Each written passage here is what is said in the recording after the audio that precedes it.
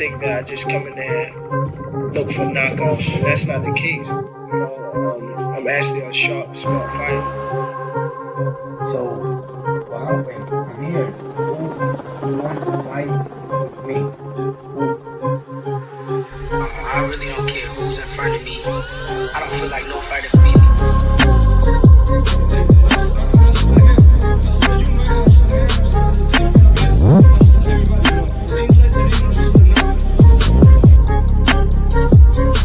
Our goal is to demolish everybody, to be honest. Everybody that's in my way.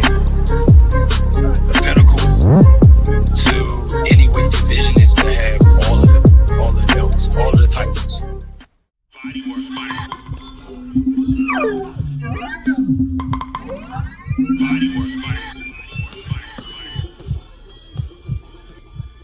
Welcome to BodyWork.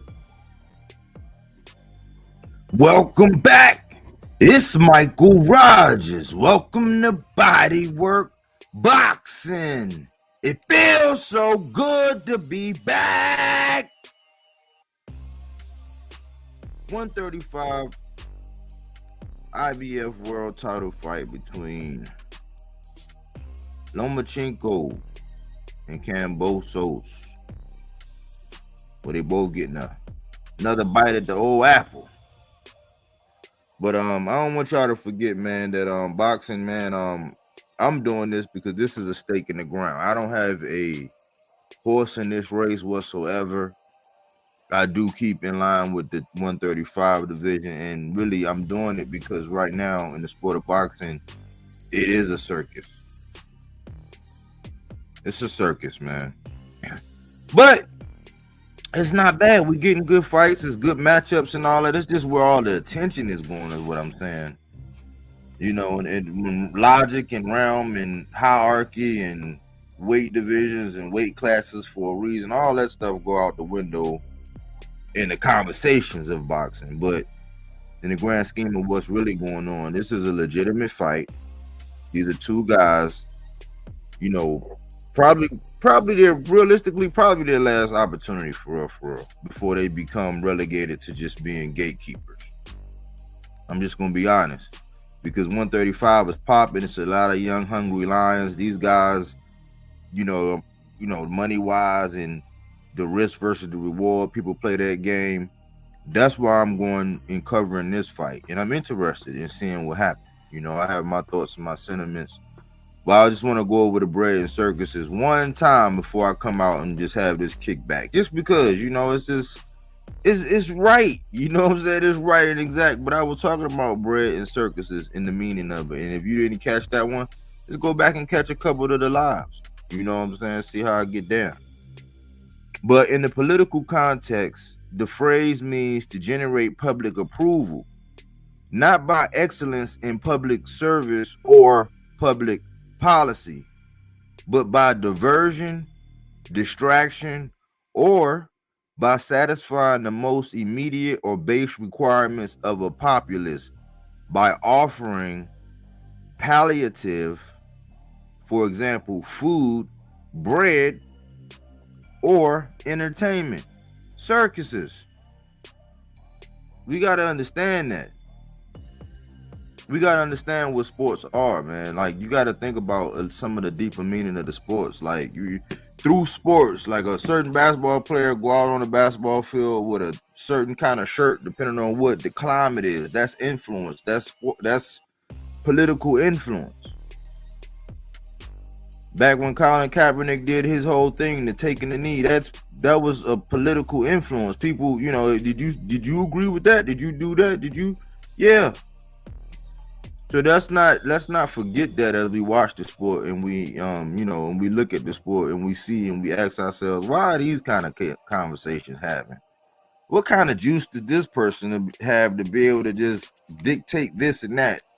Things that contradict, you know, the order of boxing. But it is changing for the good and the bad. I think we're getting better and better fights. I think with a lot of moves that's been made, man, a lot of people can't run, duck, and dodge and hide no more.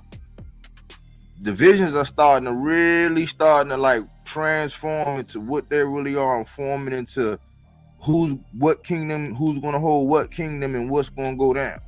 And the fight we looking at tonight with Kambosos and Lomachenko is somewhat the tip of the iceberg. Cause we got Tank Davis defending his belt here soon against Frank Martin. We got Shakur Stevenson defending his belt against the guy that Frank Martin fought. Then we're gonna have the Baranchek and Navarrete fight. But this is what we're looking at tonight, the IBF bout. And this is a kickback, a laid back environment. You know, I'm on, you know, I just wanted to get that little bread and circuses piece out initially, but this is what we're here for. It's just a kickback, a friendly environment, man. I ain't, you know, it's you know, we're gonna talk some boxing and we just gonna get into the fights and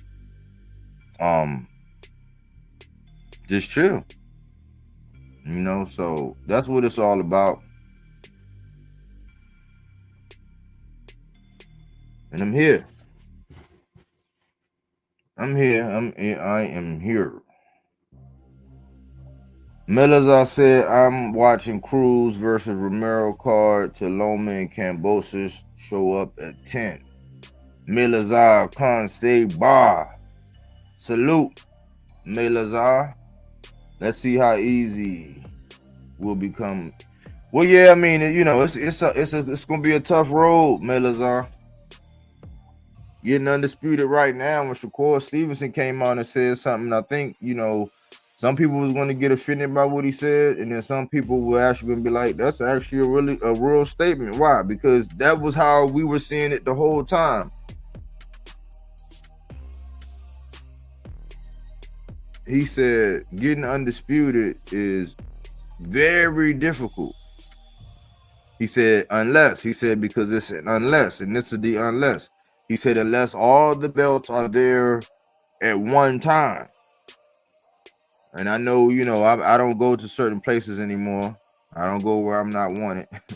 I don't go to certain places anymore, but I could imagine just knowing how those guys like to talk, those guys and gals like to talk about boxing. I could imagine they had thongs and jock straps in the bunch. You know, because that they're gonna take that like he was taking a shot at the young Lord Devin Haney. And a lot of people are gonna probably look at a lot of things like, why are you kicking them ways down? And it's just like, man, listen, it don't really be no fun when the rabbit got the gun. You know, so we're starting to hear more and more about this Lomachenko and Shakur Stevenson, and if that's really gonna happen, we starting to hear more conversation about that. And I got the video where I called this out. It's dated and everything. That's why I like dating the thumbnails and everything. But I have a video where Bob spoke and he said what he said, and Shakur spoke and he said what he said. And if they are to bring this Lomachenko and Shakur Stevenson fight, if they are to bring it about, depending on the results of this fight, and if, you know, what Loma want to do, what Kambosos is going to want to do, if they bring that fight about, that's going to let you know that Top Rank be having a plan. Just like people don't like to acknowledge that on the PBC side, PBC be having a plan. And sometimes boxers get in the way and they alter the plan by doing stuff like when T.O. did the Triller stuff. You know, it kind of altered the plan. That wasn't in the plans, and T.O. wound up paying for it. But sometimes boxers can interrupt the plans, but they pretty much, when you interviewing them, you looking for them, if you're not really trying to be salacious, you can actually kind of see what's going to happen before it actually happens. So I think the ball is really in Shakur Stevenson's hand, you know, along with tonight, locking down that IBF, because Shakur Stevenson got that WBC, Tank got that WBA, but Ranchak and Navarrete is going to get it on for that WBO. You feel me? I really like what Shakur said. He even scaled the difficulty of the top dogs in 140. Some people got surprised. Yeah, I like when Shakur Stevenson is. I like when he's not getting into it with the other boxers and stuff like that. I like when you just talking and you exploring his boxing mind. You know, when you get to getting into the social media stuff, because people can't divide when these guys are actually promoting and when they're actually really talking about real boxing. Like right now, these guys are actually, man, they with even having promotional companies and all that, these guys they say these guys gotta sell themselves. So they out on social media just doing all kind of stuff, and they gotta promote that way. I'm like, man, if you gotta promote that way, then what's the use of having a promotional company? Your promotional company is supposed to have a scheme and a strategy, something different, some kind of way to, you know what I'm saying, slice and dice it. I like to hear Shakur Stevenson when they just talking to him about his boxing mind, not the stuff that's going on with the other boxers. Because you can catch him up, he can say some other stuff, then they'll skew that with what's really going on. He's a formidable guy. Yeah, Cameron Zepeda is the mandatory IBF after winning IBF vacant title. Got 180 to defend it. Got 180 to defend it. With mandatory, Shakur can fall in that trap. Yep, because he can actually fight. He could actually fight the winner of this fight, or he could fight Shakur. You know, he could fight Tank. You know, it's the door is wide open. You know, this is like into the Badlands right now, where these kingdoms are getting established right now. That's what's really going on. If you're not really paying attention to what's going on in 135, the kingdoms are being established right now.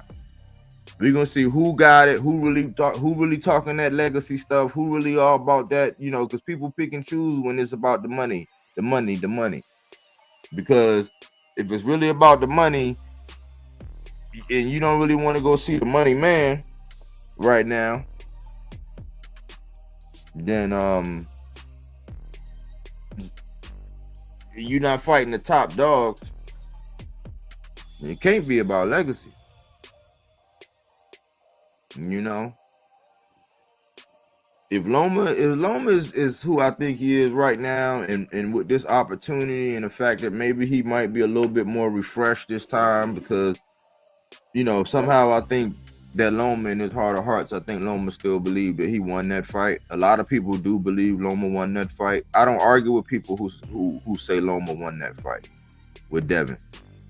So I think Loma's spirits are not as low as people would think, and I think he might feel a little bit more excited tonight in this fight, because I think everybody saw what Maxie Hughes was able to do to George Kambosos. So that southpaw in Lomachenko is a different kind of southpaw. And Loma said he can't go out like that. Loma said I don't want to go out on that note. So I think Loma gonna try to put on a statement. And Kambosos can be really feisty when he want to. Kambosos can be really feisty. So, you know, I think Loma tames him. You know, hopefully we get us a couple knockdowns. And hopefully we get an old, because, you know, Kambosos always be saying that Sparta. hopefully we get out, this is Sparta. Hopefully we get one of them kind of moments.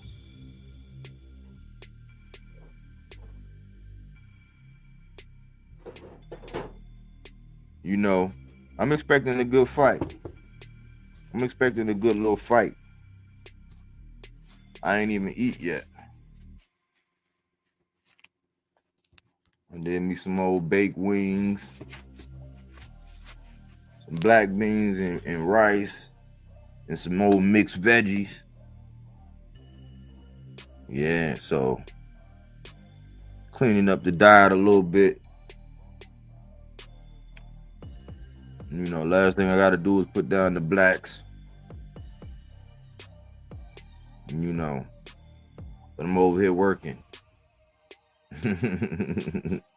I'm working. Kambosos should do a great fight. Arnaldo Nieves, salute, channel member, salute. He gonna be feisty. He looked like he was in shape. Kambosos really looked like he in shape.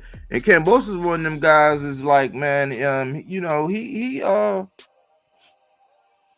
rise. I think he kind of rise to the level of his competition. I think that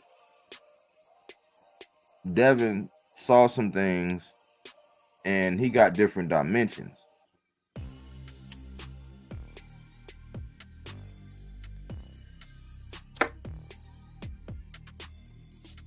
Let's see.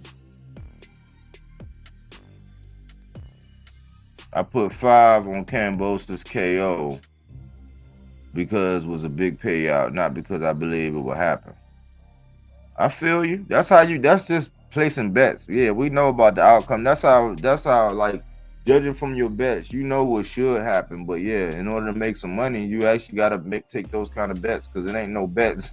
Ain't no money to win when you know, ain't they make it to where ain't no money to win. If what should happen happens, ain't no money on it.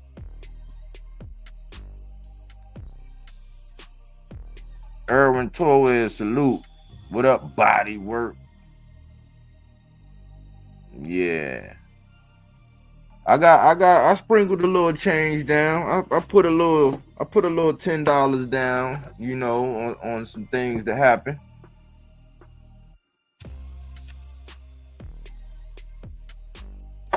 I put a little 10 spot down out there, Melazar, for a little, you know, a little come up.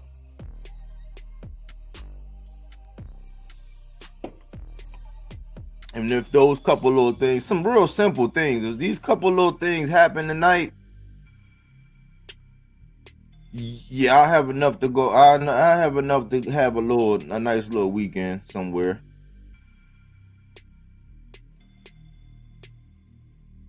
Me and my lady can have a nice little weekend somewhere if those things happen. You know, we can treat ourselves. Maybe catch a fight. You know, it's a different time now. Let's see what Kambosos brings in tonight. Arnaldo Nieves said, I like Lomachenko. Well, Lomachenko, he gotta show us that he can still pull the trigger. Because what I can say is he's a slow starter. Sometimes it take a little time for that engine to rev up on Loma, you know. And if Kambosos is, you know, he you know, I give it to Kambosos, man. He a little, you know, he can get a little riled up. He get a little, you know, and he a good counter puncher. It's just I think that Loma, man, I think the IQ might be a little bit better, because again, I say that when we seen them Devin Haney fights with Kambosos and Devin Haney, Kambosos went 24 rounds with Devin Haney. Cookie Monster, BodyWork, salute Cookie Monster. Exactly, I agree. He has to start his game early. Yeah, that engine you know, Loma gotta get that thing cranked up. When Kambosos is feisty, but he's a counter puncher, so Loma's aggression can be used against him, because, you know, I think, you know, even though Kambosos didn't really make any adjustments on Devin, he touched Devin. You know, he did have his opportunities, but he was the reach in that style. He couldn't get out there. He looked like Devin made him look like he didn't have an athletic bone in his body. You know, that's how he made Kambosos look. But then when you seen Maxie Hughes was just doing whatever he wanted to him, man. He had him guessing. Lomachenko got to go downstairs and upstairs. Downstairs and upstairs. Have him guessing. Kambosos, he gotta get a good jump start.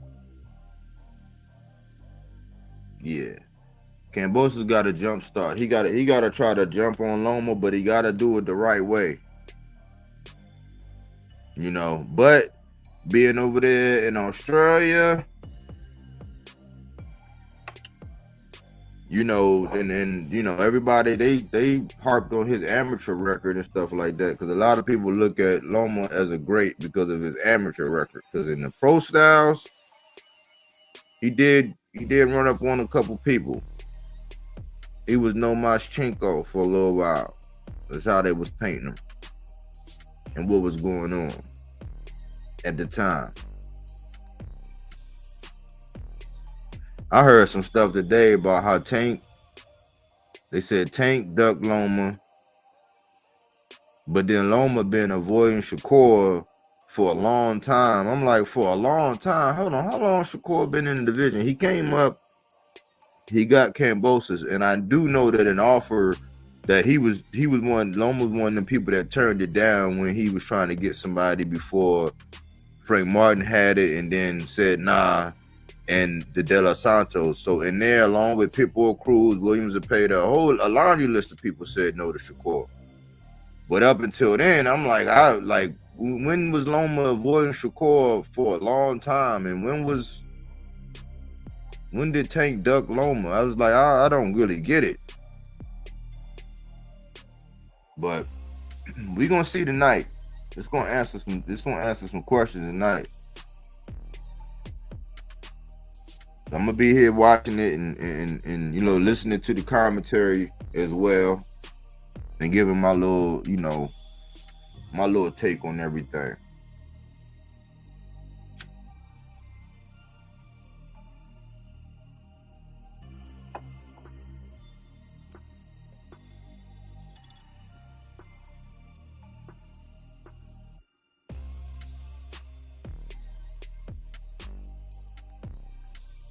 What you think gonna happen, Arnaldo?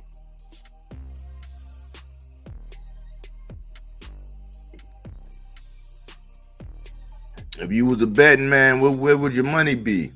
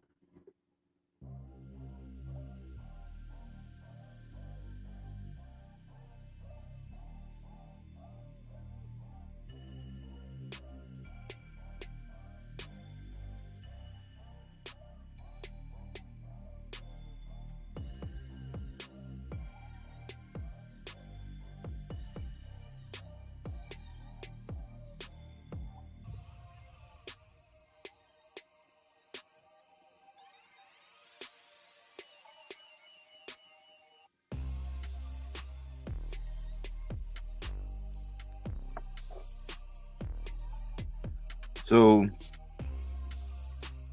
I know it. Sometimes it don't matter. Sometimes it does. But Lomachenko is 5'7". Kambosos is 5'9". 2-inch difference. They got Loma at a 65.5-inch arm reach. Kambosos is a 68-inch arm reach, which is 2.5 inches. That's kind of interesting.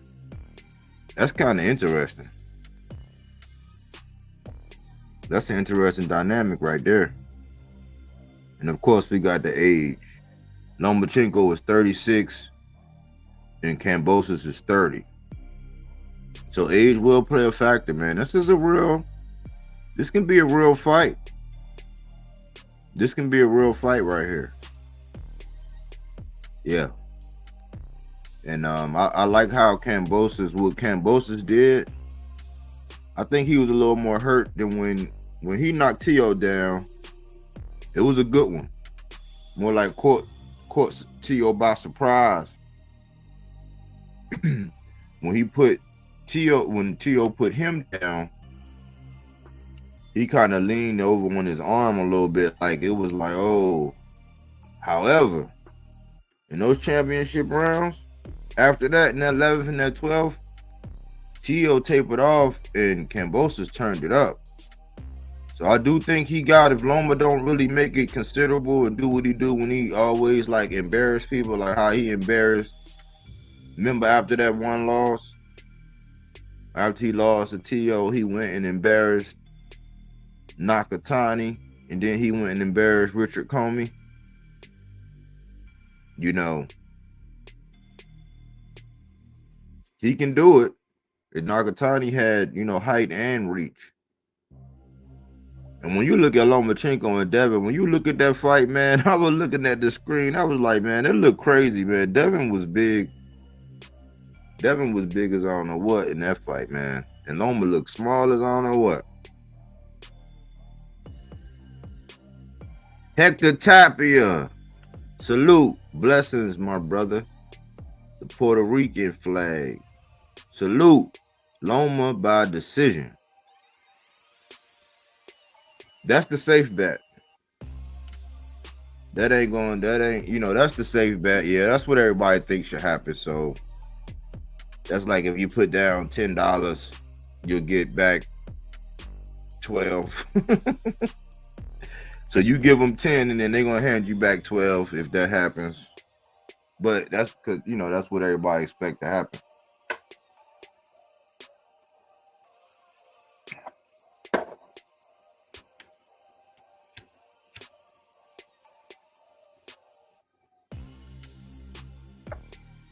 This thing gonna be late, man. It's gonna be a late night, y'all.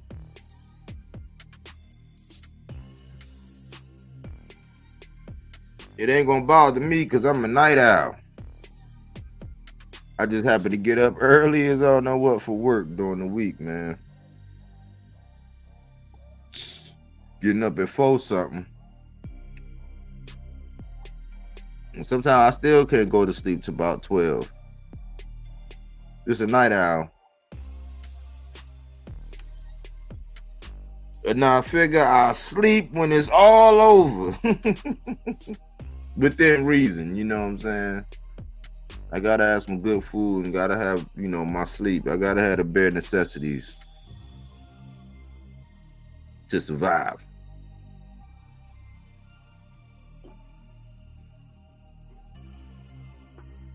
You should be getting ready to kick it off. It's 10 o'clock. Let's see.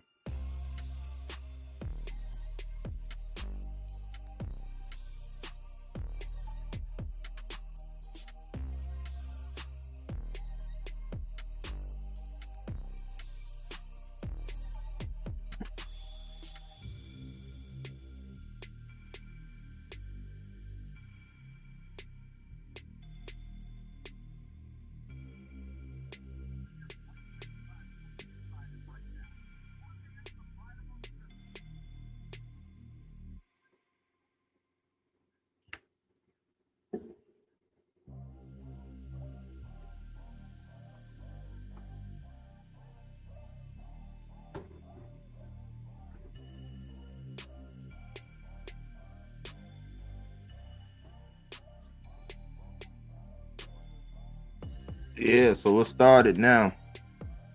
I'm listening to the commentary now.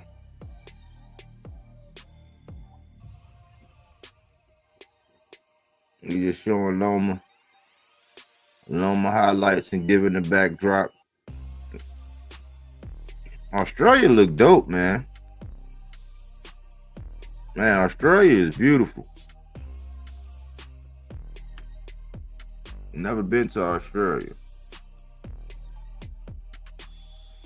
His twin, BodyWork. Salute his twin.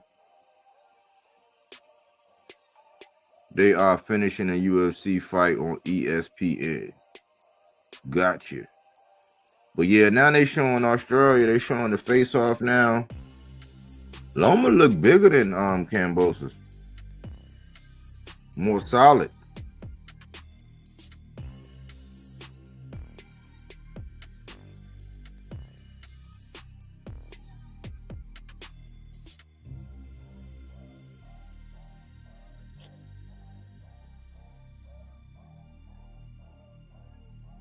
Joe Tessitore and Tim Bradley up here.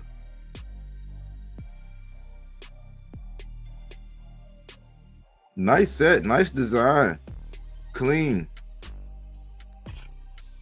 They in studio, man. It's dope. I like that studio, man. I think Tim Bubblehead Bradley got on Dookie Green. I think he got a Dookie Green suit on.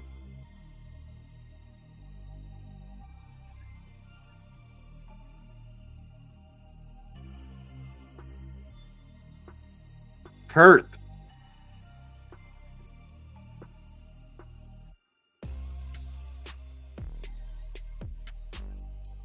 I do want to admit that when it comes to the Southpaws, George Kambosos was Manny Pacquiao's sparring partner.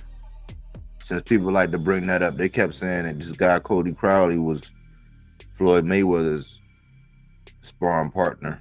But, you know, Manny Pacquiao, one of the great Southpaws, quite some time ago, but that was his foundation.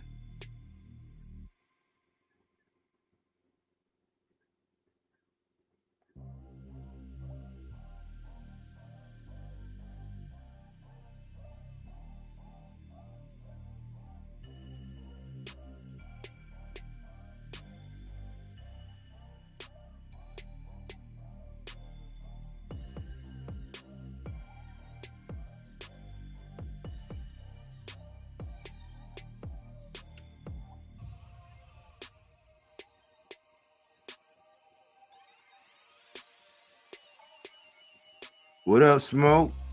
What's going on, man? Australia got some of the most weirdest and dangerous animals on the planet. Yeah.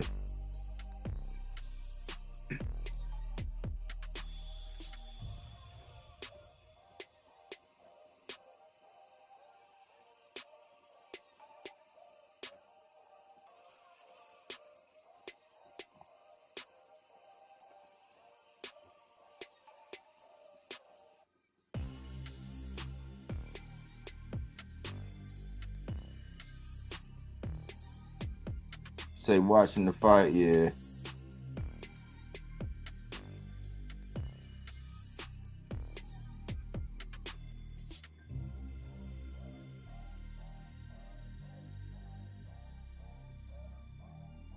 Just in case, man. You don't got to get up here if you don't want to, but just in case, I just put that out there. Sometimes I be so deep in doing the show, I don't put the link out or whatever, but it's just out there just in case.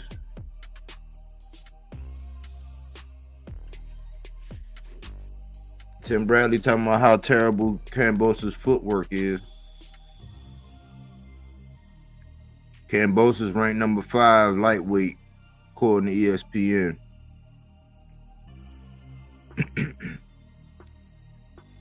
They say it's like 10 a.m. in the morning. I guess that would be a good place to put on the bucket list. Check Australia. Australia, Foster's. Australian for beer.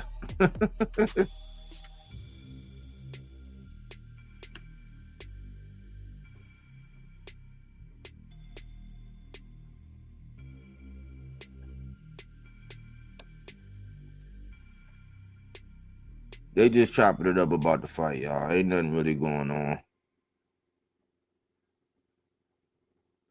I was going to join, but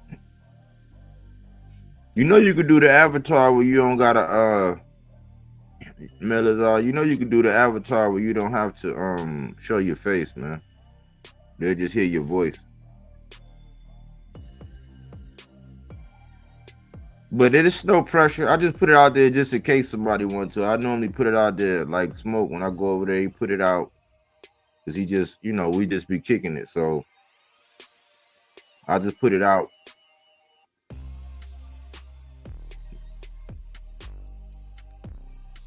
And this is Andrew Maloney.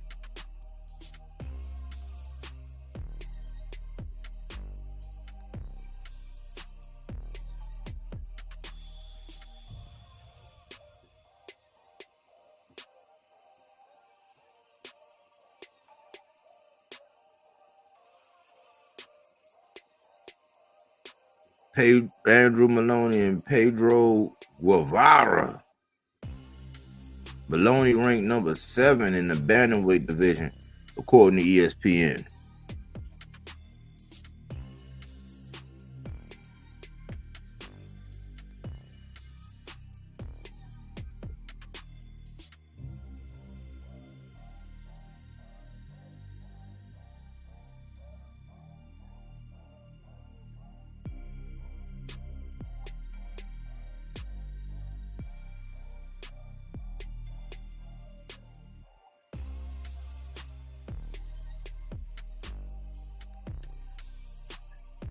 $15,000.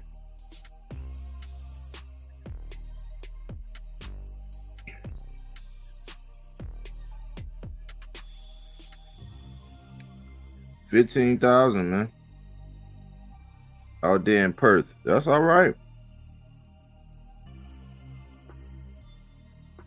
Man, it'd be good to get up, man. Get up in the morning, man. Have some brunch. Go to a fight. You still had a whole rest of the day left. You can go get on the water, do some fishing, do a little shopping, get on some old jet skis or something. Yeah, man.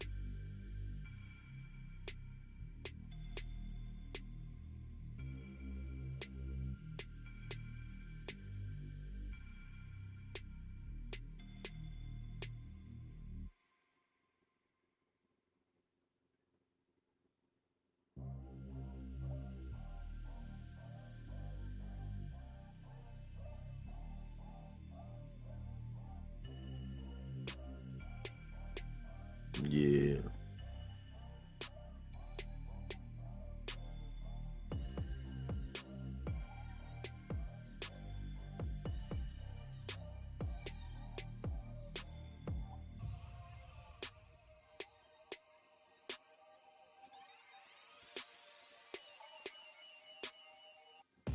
Oh. Let me see, Melazar.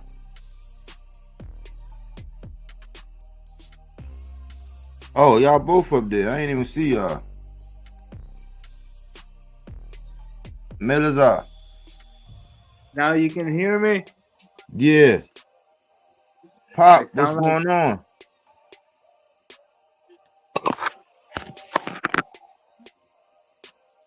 Yeah, I can hear you, Melazar. I ain't hear nothing from Pop yet. I'm waiting for the fight. That's what I am. Yeah, I'm waiting for the UFC stuff. You know? Okay, so what? We got Maloney and Guevara getting ready to fight? Yeah, yeah. Okay. I guess, I mean, you know, we got to, I was hoping that the card would be a little bit more intriguing. But it is Australia. Everybody ain't trying to go to Australia, bro. Like, it's a beautiful place. But once they tell you like how the time zone goes, everybody ain't trying to go there. But like, you gotta, if you're gonna go there, you're gonna be there for like 2 weeks. You're gonna be there 2 weeks. That's what I would do. I'm not changing, like, yeah, like for real, like wifey just said, shit like time travel. You know what I'm saying? Yeah. A lot of them guys take that kind of stuff for granted, man. That's true. That's true. Even, I mean, that's why I would go over there for a couple of weeks, bro, because it's international. You're getting that international love. Niggas, I don't know. Niggas don't want that international love. They just want to keep forcing people to love them that don't love them. Yeah, but I think too they're thinking about the taxes and how many taxes they have to pay in Australia, how many taxes they have to pay in Canada, England, in the US. You feel me? I don't, bro. If it's gonna make me richer, more popular, more famous, the goals that I want, I'm going over there. I'm not just gonna keep fighting in America, and I ain't gaining shit. What the fuck? I'm waiting for the next nigga to fall off so I can. Nah, let me go make my own way, and I'll be good. Ghost, you saw what happened over there with Bout Ennis and Corey, and how humiliated that was. That this guy from Canada told him, "Yo, this place is empty. It's only your family in Canada will have." Bro, that shit wasn't embarrassing. I don't mean cut you off, but that he just told the fucking truth. Yeah, that's what I'm saying. Like, you're in American, you cannot promote it to bring people to look at. And I don't know. For me, I'm saying like. It's gonna take a while before Eddie able to. Bro, okay, all right. Me and BodyWork talked about this shit. Boots he was the backup, the substitute teacher to Earl Spence. As soon as he left the PBC, he became the enemy. Bro, yeah, I see that. It happened with CBL too. Look what they did with Tank Davis. They just started a fight the same night. You know, the same day, June 15th. Subriel Matias and the Amparo. So PBC, what they did, they placed Frank Martin versus Tank Davis, and they did a big press conference and stuff like that. This is war. Yeah. Mm-hmm. It is. There seems to be war with everybody too, because you got Oscar and Eddie talking shit. I kind of like it. I ain't gonna lie, like confrontation. This is boxing, man. You know, everybody ain't supposed to be shaking hands and eating buttermilk cookies and shit. But look at what we get. We get to see Subriel Matias and Tank Davis on the same night because of the war. Like, let them keep, you know what I'm saying? Because as fans, we win. Yeah. You know what I'm saying? So I look at it like, dang, it's messed up. I think it's kind of messed up for Subriel, in my opinion. But for a fan, shit. Well, is he headlining his? He's headlining the card, right? Huh? Yeah, because Subriel's headlining his card, right? Yeah. He's headlining. Maybe he won't fight as late. He at home. He gonna be fighting in Puerto Rico. Not a big time zone change, but maybe he won't fight as late as Tank. Like, you know, Tank don't hit the ring to like 10:45, 11 o'clock. Yeah, because in Puerto Rico, I think the fight is gonna be. I think Subriel maybe is gonna coming up at 8, and it's the same time of East Coast time, right? Yeah. And it's gonna be the West Coast over there in Las Vegas. So I don't know the timing, how they're gonna do it. Tank said he's not fighting in Vegas. He said, y'all better find another motherfucking venue. I'm not fighting there. Yeah. He's saying that, but he fighting there. He's saying that, but he fighting there. I'll be real with you. If I was him, I'm like, yo, bro, why y'all got me over here? Like, I sell over here, but I'm an East Coast nigga, bro. I get busy in Brooklyn and Atlanta. That's what it's like. What are y'all doing? Right? Nobody know Frank fucking Martin, bro. You got me in Vegas for. Salute Puerto Rican power. Salute Familia. Salute. Salute everybody. Let me show you how to set up the Barclays real fast. Let me show you how to do this, son.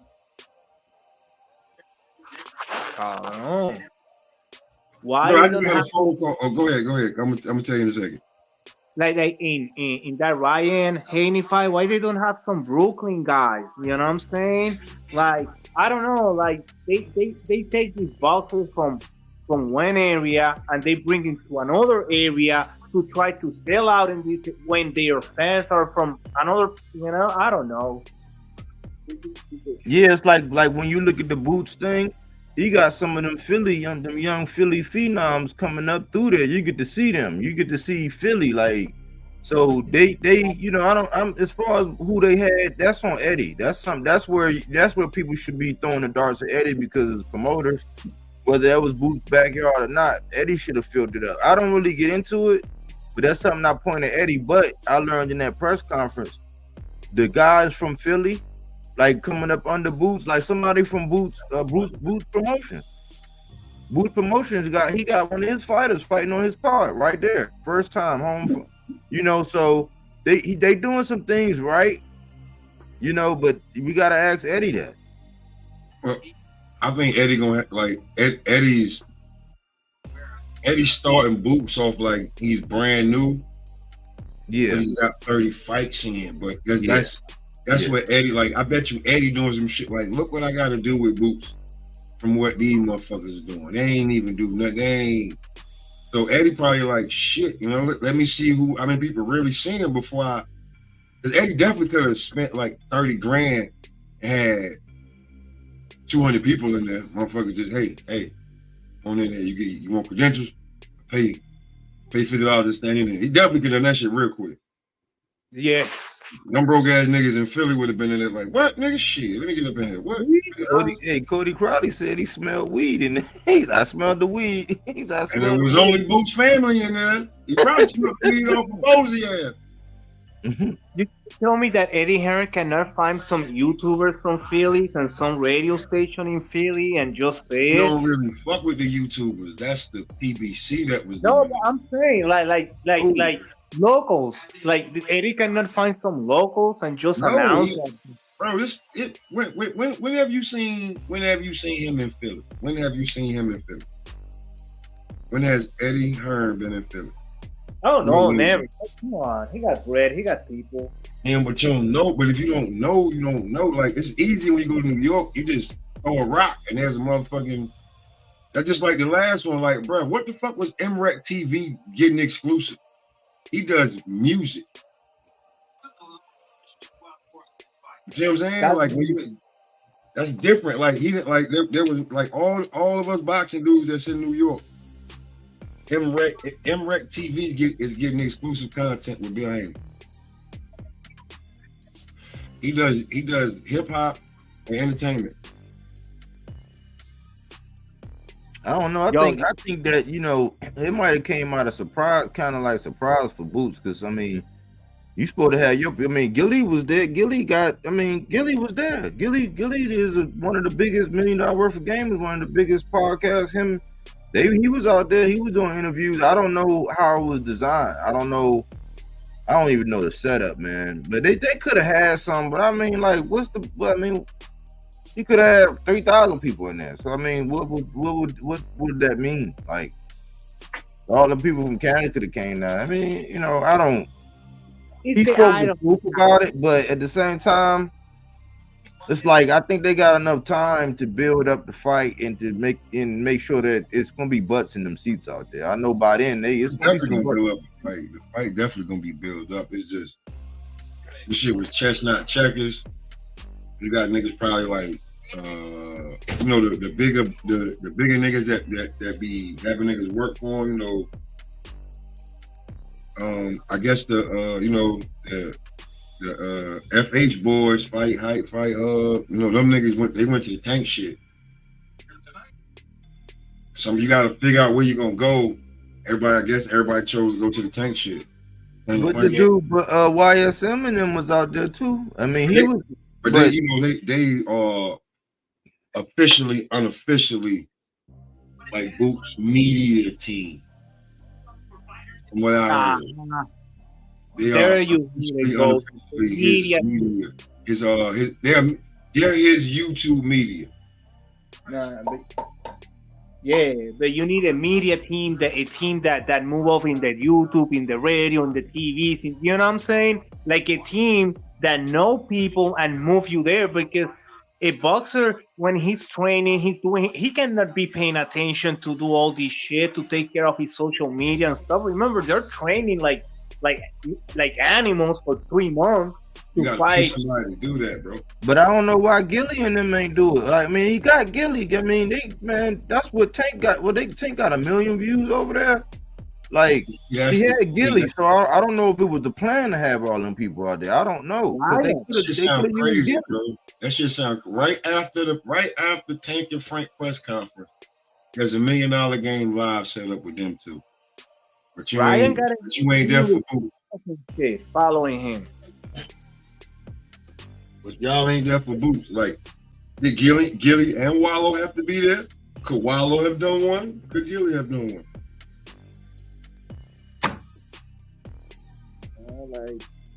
I miss those. Do you remember the 24/7 that HBO used to do? Yeah.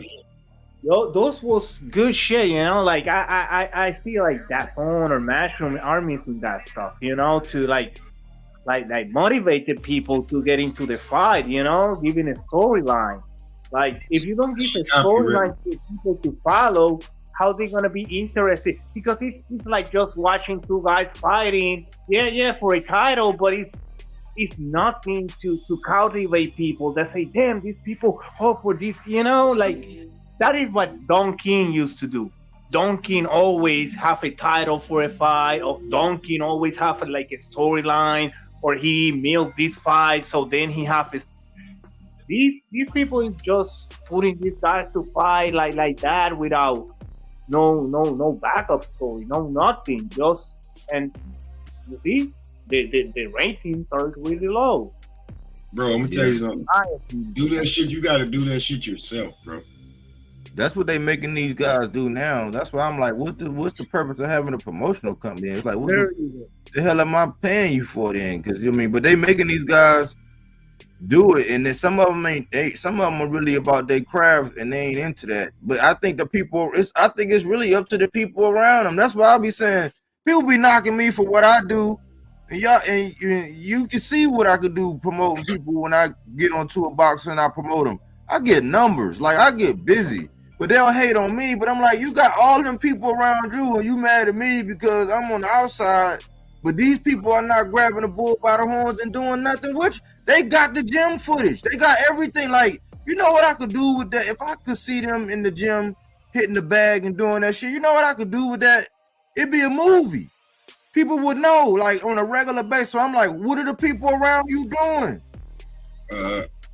And then they get mad at you or think you stepping on some toes, but it's like, y'all ain't doing it. What am I paying my promotional company for? You know, I don't get it. So it's like, I'm not worried about all that. I don't give a fuck about it because as long as he get in the ring on that night and bust some ass, that's all I'm down to, man. Because when I start looking at it, that's how I think. I be like, well, damn, why they ain't promoting them? Then I sound like I'm hating. It's like, no, y'all not promoting them. Y'all could be doing little shorts and little mini documentaries and little updates, like, cause used to point out Pop about how Devin was doing it. That little build up between Regis and Devin, that was dope. But that's when the network take over. I'm not talking about the network. I'm talking about the people that you got around you that know how to do digital graphics, know how to like gel shit up, do videos, know how to do all that. Like, what are they doing? He didn't have nothing for Ryan. They tried.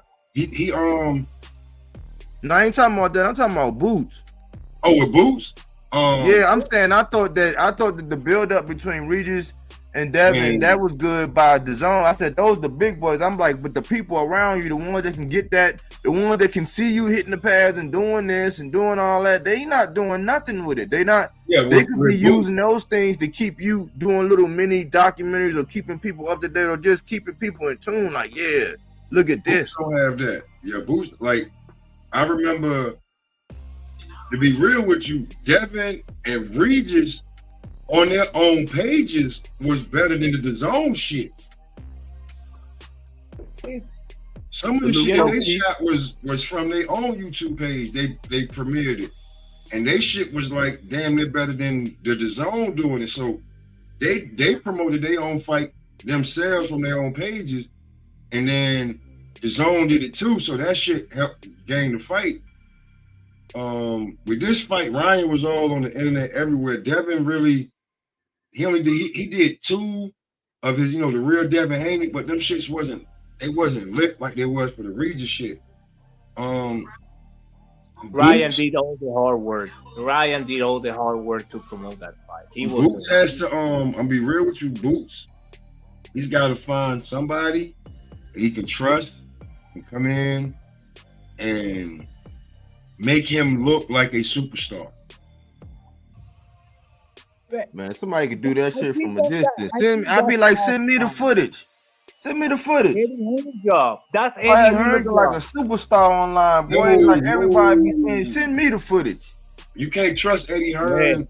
You can't trust Eddie Hearn to You know what? grab your culture. You can tell Eddie, hey, look, I need a check for this, but you can't tell him to grab your culture. He don't know how to grab your culture.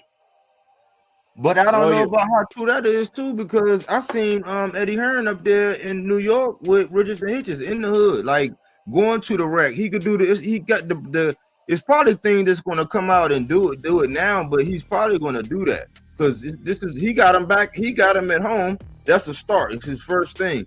I think, Philly is kind of rough too, like where you can't just be, that's the people with the money, like, but he be down through there. But I seen him in the hood with Richardson Hitchens. I think that might be on the menu, but I'm saying aside from them, he got you the bag. He putting you at home. He got you a network, a platform. He got you in the conversation. The people around you that can promote you and make you look like a superstar, what are they doing? Do a motor video got to come out about Boots just to get that? What are they doing? That's what I'm saying. Like I got some emails, right? And I was trying to email this dude. Like, he's a promoter. Like, dude, like I want to work like that. Like be your, how you say, the digital stuff. Because for real, these people are not promoting nothing, doing like, okay, I know they work for.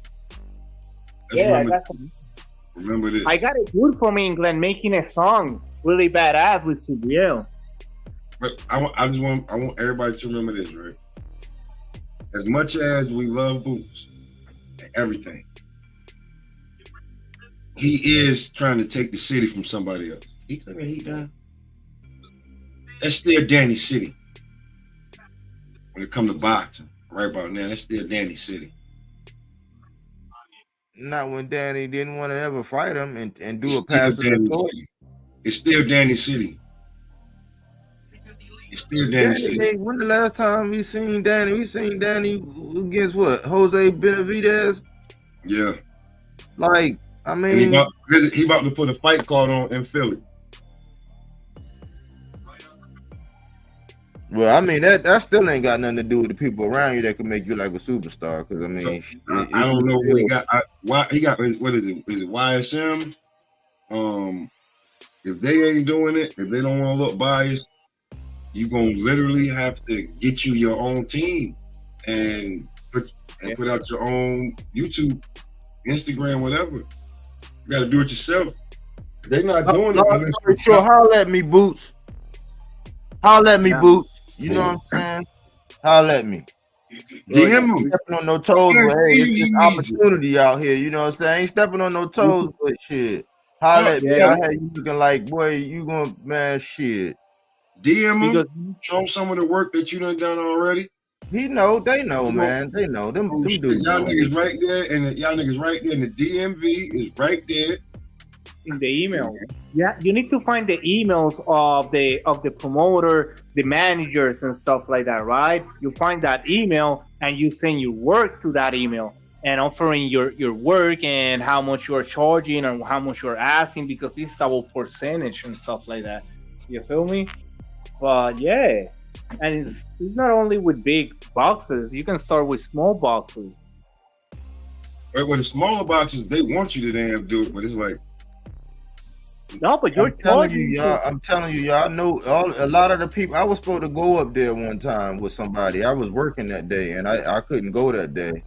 And I was in touch with. It was a dude who did the interview. I heard his voice on the interview. I was supposed to go up there to the gym with him one day. I was at work. I couldn't go. This was a minute ago.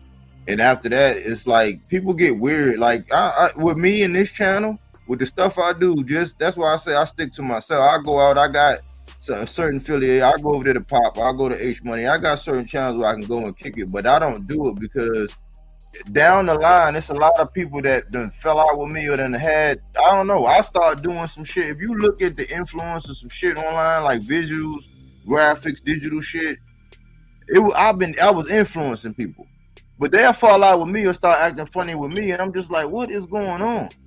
And I just can't do it. I don't play well in the sandbox with others. So, but if when I reach out or when I do something, I get the low key swipes and the low key digs because, oh, you ain't even in the gym, you don't even do this, you don't even do that. It's like, oh, okay, but you around there, you in the gym and you ain't even doing this, you ain't even doing that. So it's like, but people be hating, man, especially when the views start going up and all they do is take my shit, remix my shit, redo the graphic, and just regurgitate the same shit. I know, that's why I move on to other boxes and keep it moving. But Reuters, the guy who work in the 4 factories, they are mechanics? No, they don't. They're not freaking mechanics. They're freaking machine operators. But they build cars, right? One thing don't have to do with another thing, because you know how to make content. Don't mean you don't need to know how to hit a freaking bag. Those are 2 different things. You feel me? That's stupid. If somebody say that, but you never go to a gym, but it don't have nothing to do with one thing. That's what I'm getting. I'm telling you, this is what I'm getting, bro. This is what I've gotten. That sign. Look at my sign. Look at the sign the notification thing. Look at the notification thing. When I had that little thing I put out online when they say update your notifications, that little, like the same image that's on the front of this thumbnail right here. When you look at that, go look at the dude that be getting the interviews with Super Real Material. Go look at his pose and what he doing. They be mocking me sometimes. You know what I'm saying? So it's like I'm not getting in no swimming pool with Diddy. I don't want to be like that. I'm not doing all that stuff, but it's a little network out there. So it's like, I'm right here in Baltimore. They right there in Philly. It is right. It's like right there. So it's like, I don't want no static with nobody out there because people be hating, man. I mean, it just is what it is. So I'm working my way in. I'm just getting better and better behind the scenes. You see how my videos are and what I'm doing. I'm just getting better and better at what I'm doing. So, when I make my move, the move that I want to make, I'm not even gonna be worried about it. I think I'm gonna leapfrog a lot of motherfuckers. Watch, and I'm not gonna have to be like, oh yeah, you put me on or you shouted me out or whoever was fucking with me. When I leapfrog niggas, they gonna leapfrog niggas. You know what I'm saying? I'm not gonna play that game with everybody out here online. People act stupid online. They hold other people. They principles, morals, values, all that shit out the window when they get online. Remember, most of these people always want to be movie star, want to be somebody, and this is the only way they can. You feel me? And you have to keep your lane. Those short videos that you made before fights and stuff, like analyzing the fights, analyzing the boxes and stuff, are really good. You feel me? And the graphics and everything that you put on. I'm telling you because I watch them, right? Because I like it, so I keep watching it because I like the content that you bring, how you bring it, what you're using. And some people get jealous because, yes, you can, but take time and take shit, and not everybody. You know what is my hobby? I told you and stuff. Yeah. Not everybody can have the same performance that I do in my hobby because not everybody have the time, the patience, the hands to do it. It's the same of what you're doing. Yeah. I wish I can, but I don't have the time to sit down and do all that stuff. You feel me? I can talk or write, and watch, but. So some people get jealous because they want to do what you do, how you do it, but they can't, or take them a lot of time. So that's the reason you have to keep your lane. Fuck everybody. Fuck what everybody's doing or who is doing what, or fuck everybody. You feel me, dog? Like fuck everybody. Yeah, that's what I did. I took your advice. That's why I got back to doing the short videos and stuff like that. It's just, I used to do footage. I used to actually, I got so much footage of the actual punches that they was copywriting me, man. That's why I said I've been at war with these people. So it's like y'all tie my hands with that. So that's what forced me to get the graphics the way I get them, and I'm still That's why in the background we're still working on that shit. I'm still learning little stuff like that. It's like those skills, man, that ain't going nowhere. So I know my lane. I don't step in nobody else's lane. I know my lane, and I'm not worried about it, bro. I'm just, hey, I'm gonna keep doing what I'm doing. I appreciate you. I appreciate you. Lazy motherfuckers, not only with your videos, but other people's videos, right? Like they take their time to do it, and they just sit down, right? Like they're studying someone else's video because that video got a lot of views, so they can but they did nothing. They just sit down and watch that video, the whole video, and try to tell you it's so stupid. And I called them out like, "Oh, you're a parasite, mother." I'm saying, I don't want you in my channel. I'm like, I don't care. You need views. I don't. You feel me? Like, what's wrong? Yep. I see that, and those are parasite, and I hate those people. I like that analogy. You my guy, Melazar, man. Hey, man. Real, no real. You feel me? That Meta, you don't never told me the freaking chips still over there. The bridge. Yeah, they still working on it. I haven't even driven up that way, but they still working on it. Oh my God. It don't really impact my traffic. It don't really impact my. Well, I think it kind of do, because on the way home, I'll be like, damn, and it's because people that's going up further, they're delayed. So it kind of do sometimes on the way home. It kind of do impact the traffic now I think about it.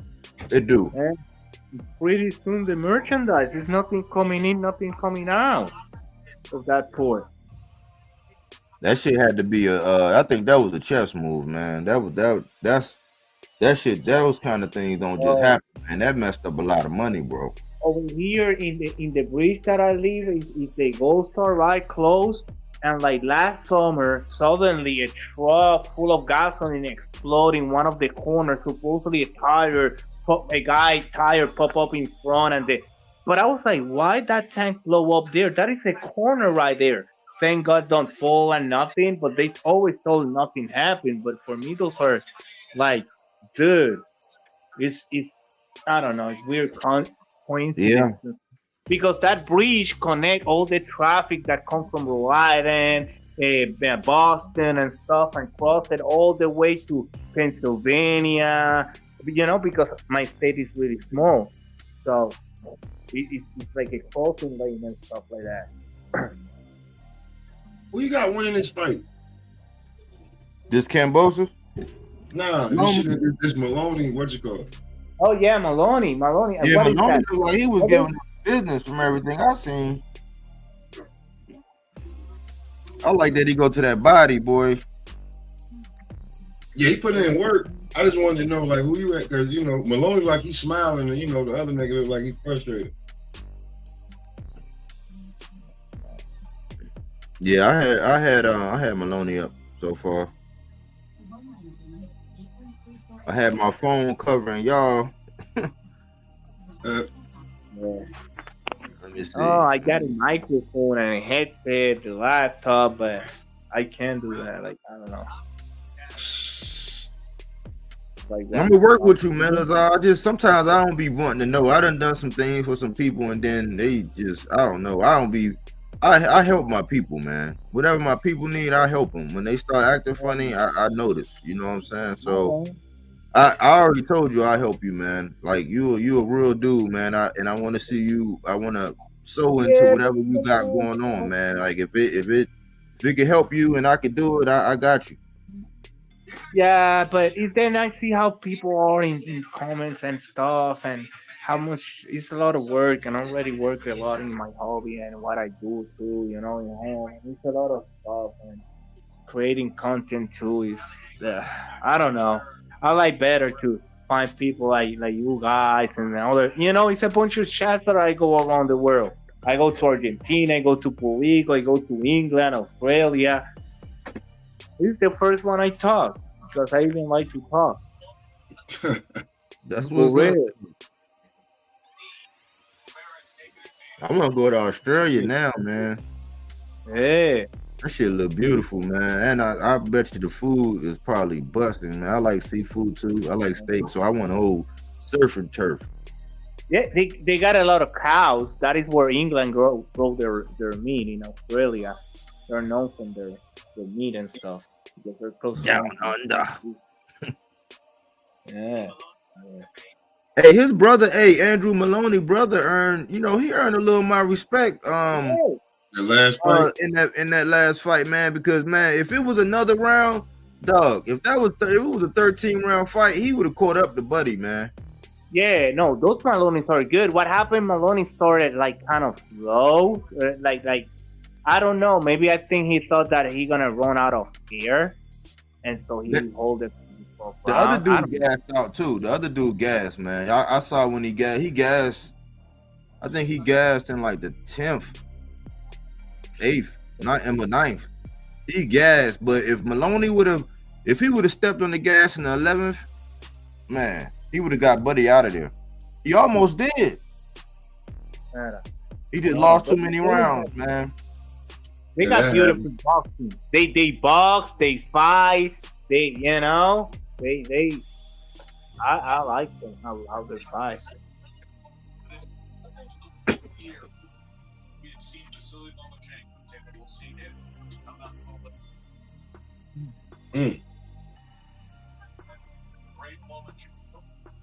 Ooh.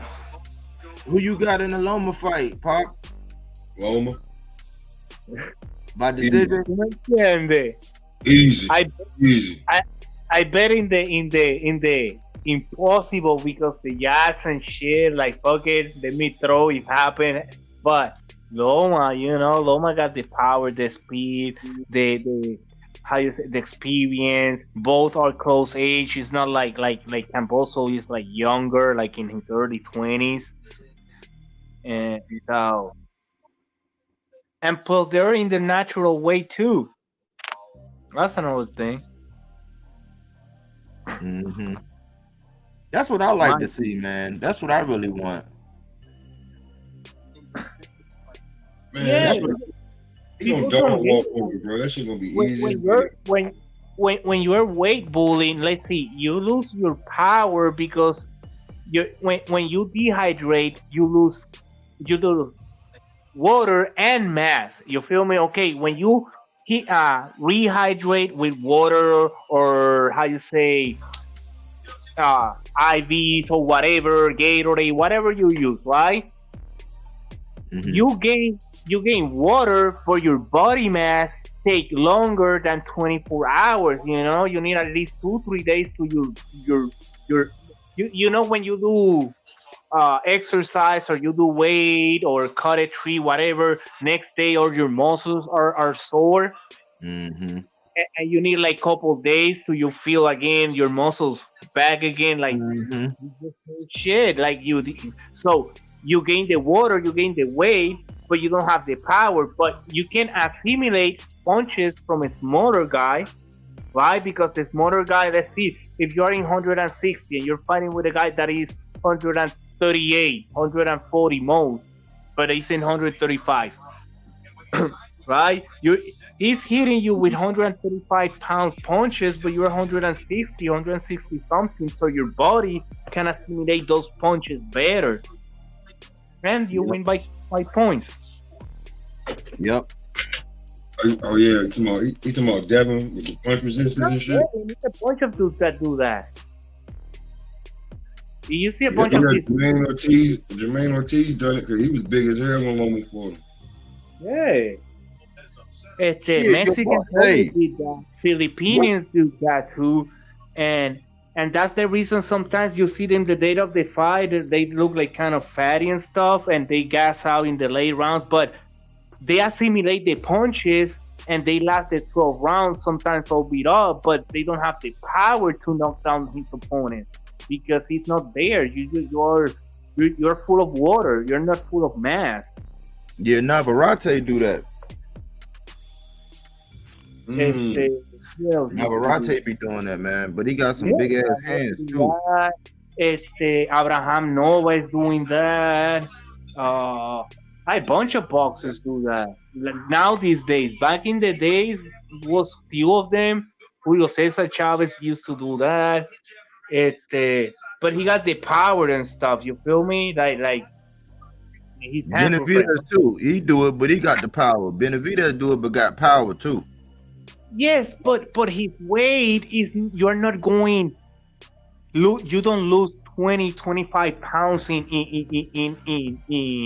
a week to gain it in 24 hours. You feel me? Because that is what they do in a week. They cut 20 pounds sometimes a week before the weigh in. So you ended up the weigh in all dehydrated. That's the reason the last 3 pounds are the hardest, because now your bodies don't have no more water. You got nothing in the tank. To lose those 3 pounds, you're losing mass now. That's the reason Ryan don't want to lose those 3 pounds, because those lose the mass. You feel me? Because the last 3 pounds, when you're not natural weight. Subriel don't need to dehydrate like that because he's a natural 140 pounds, 138. ¿Entiendes? Sabjuda, he never has to dehydrate like that, or Mayweather, because it was natural weight. But De La Hoya, he has to do that. And you see later in his career, after 6 rounds, he was running out of gas. He don't have the power, the speed. It'll catch up to you. It'll catch up to you. Yes, in the beginning it's good, but then catch up to you really. Oh. Like Devin, like it got Devin at a crossroads now, because and that's why I kept saying, I said, man, I've never seen people campaign so much for somebody to be so much bigger than somebody going in. I'm like, that just let you know they need to move up. And so by the time now, since he's been doing it for so long, now that he moved up, he has not even experienced being hit by those people. Like he don't, but that's why I was saying with Pop, I was saying this before I even started coming back on your channel, man, about Jihad.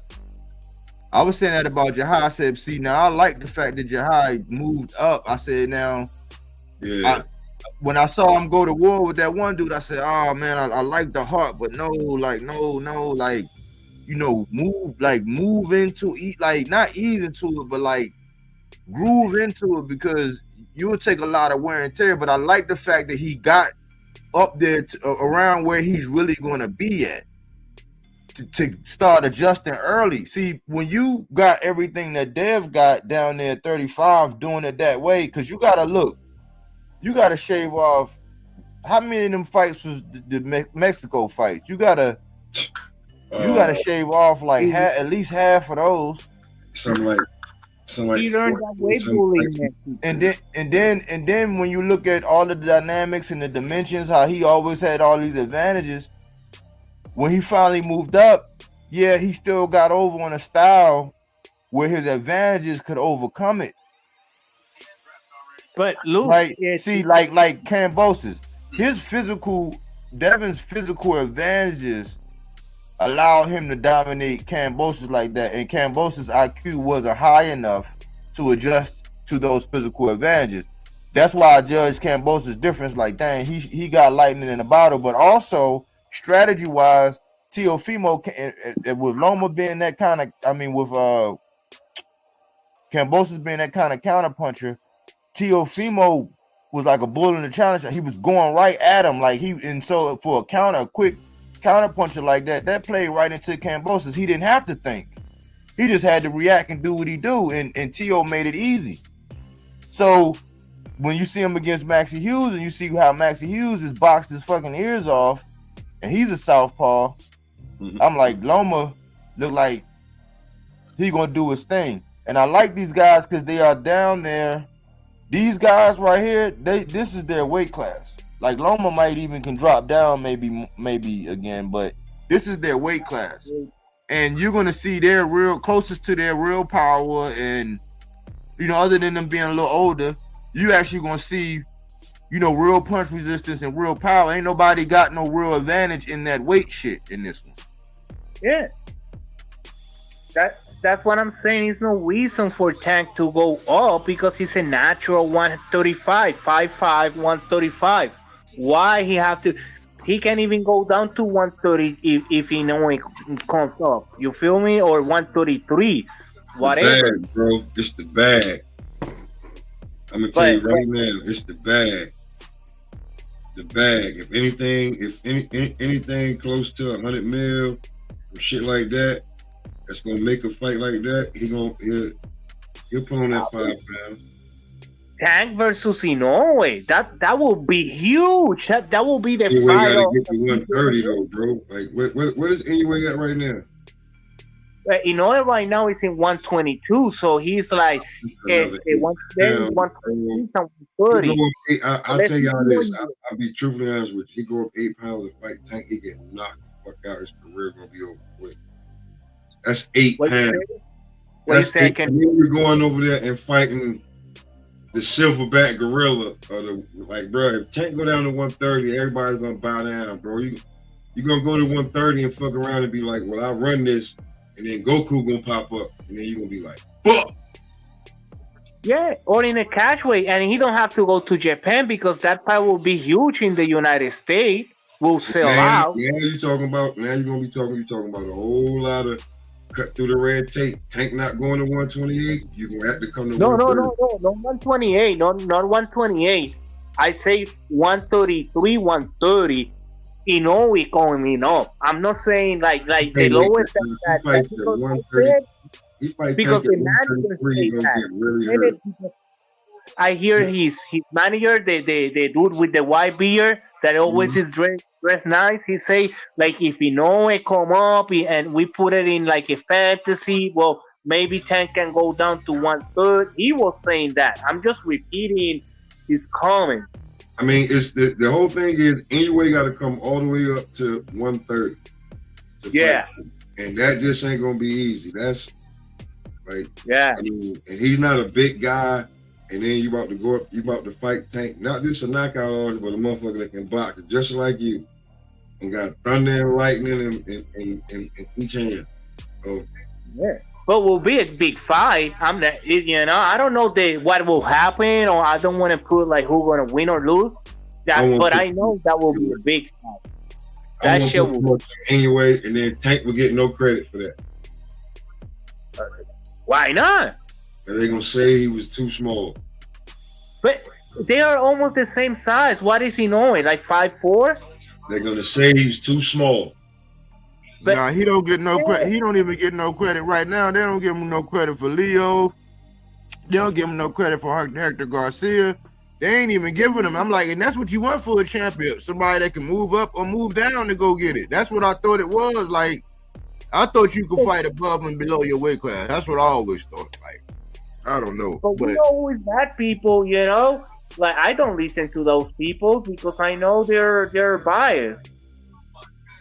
They're just a propaganda channel. You feel me? Like ESPN, propaganda, whatever. Boxer saying that, bro. Listen, Devin got his ass beat, right?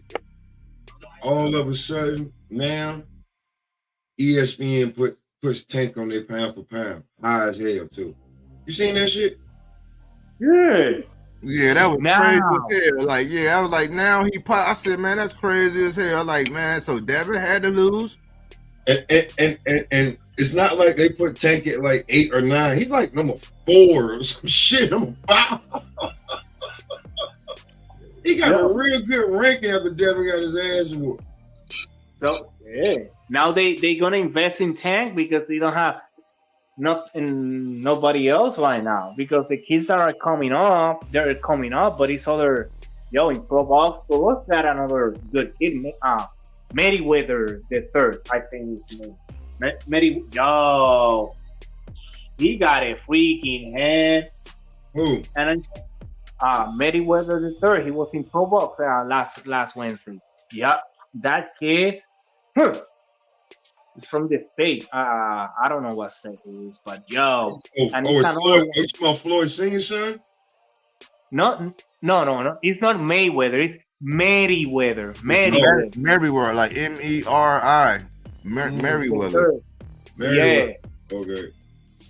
Yo, and was another one before?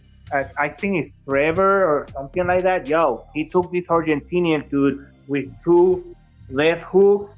The kid ended up stiff in the floor. I even was scared. You had to go to Pro Box and watch that KO. That shit was insane. You ain't seen it, Pop? You didn't watch? I was on your. We was doing a show, yeah, because I was watching it while we was on that day. Oh shit, that's probably why I ain't see it. Yo, Hey, the dude hit him, man. Like I'm talking about. That's what. Remember, I was on the next episode. I was like, man, he was on the canvas. Now watch me, he was still doing the he was on the canvas. It looked like he was on the canvas doing a what you call it? I don't know. Dip. Was scary. Now I laugh because I hear he's fine and stuff, but he was like in the floor, like trembling, stiff, something. Oh, you talking about the nigga that he couldn't stop, his leg wouldn't stop shaking? Yeah. Oh shit, that was on Pro Bout? Yeah, that's the same night. That's the same night Lipinets busted Davies' nose, and this man was running around bleeding the whole fight. I was like, that was so gross. Yo, that fight was fire. Lipinets and Davis Jr. My God, and he got knocked down what 3 or 4 times? Hold on, wait. Before what weight class was that at? 140. 135. Lipinets is 135. 140. No, 140. 140 now. So the That was fight was at 140. 140. Yo. Now listen, So, Boot's biggest win is against who? At 147.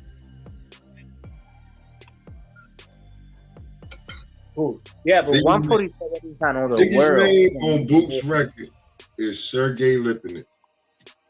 Oh yeah, but that is when Serge Lipinets was the. I think Boot messed it up him because I saw him in last night.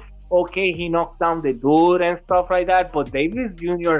like how you say, hit Lipinets hard couple times, and he was like okay, Lipinets got good. He dimmed his light bulb a couple times, man. He could have. Davies almost, even all that blood, Davies still almost put him out. He dimmed his light bulb a couple times. Lipinets, I agree with you. Boots, I think Boots fucked him up because Lipinets, the samurai, he used to really be serious. He moved up, man, got his ass busted. He ain't never been the same. Good. Because Davies was not. Bro, you ain't getting no fights. When you ain't getting no fights, and they like, yeah, we got to fight for you. We're going to pay you this amount of money. Who am I fighting? Jerron Boots Ennis? Nigga, not even my fucking weight class. Yeah. Y'all talking about he dropping heavyweights. You want me to fight him? Oh, I mean, Boots Ennis got that hand, Papi. That hand, like that Trinidad hand that mess up boxers and boxers never be the same. Bro, if I'm about to fight a big skill fighter that is saying that he can fight between 147 and 168, Yeah, that's a fucking weight bully. without weight bullying, like That's who? a weight bully. Ain't no way I'm about to go. Ain't no way that my max out that where I'm at my best and I can carry my power, my speed, my stamina, everything is at 140. I go up to 147, get dominated. Basically a fucking middleweight. But go remember when you get older, your body mass grow too, and it's harder to you to do that weight. That's the reason. Like Trinidad did what 7 years in 147 before he moved up, because he unified and everything, but it was already hard for him to do the 147. So he had to move up to Trinidad. No, I'm telling you, Trinidad, back in the 90s, right? Oh, yeah. That's the reason he had to go to 150 and ended up in 160. So when you get older, like Boots, I'm not saying Boots have to go now to 160 or 168, but later on in his career, if he already accomplished everything, okay, because it's not gonna be nothing else for him. So just keep beating up on little motherfuckers. No. Hey, listen, man. If Devin Haney does it, Boots is doing it, because that means that Boots gets down to 147 and then blows up to like 165. No, but you cannot do that in the IBF. That's what I'm trying to tell you. Like, yes, he maybe was 140 when he was in what 24, 25, 23, because he was younger and leaner. Then when he go up at 30, because I don't know his age, so but that is what happened. Like you get older and you grow, and your body mass grows. You know, so The IBF weighs you the day of the fight, and then they weigh you when the next day in the morning. Okay, after that, how much weight can you gain? You what do you mean? Well, after you that, you weigh what you weigh after that. I mean, after that, you weigh what you weigh, bro. So I'm telling you, after that, what you got? 8 hours? Because they waiting in the morning sometimes like 9, 10, depending what time. Sometimes they do it at 11 or 12.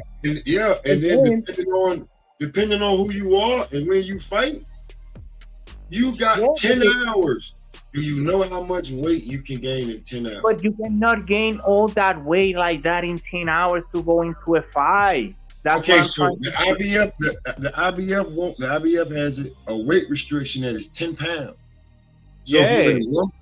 So if you weigh 147 day of the fight, the next morning you weigh 157. Yeah. Okay, after that,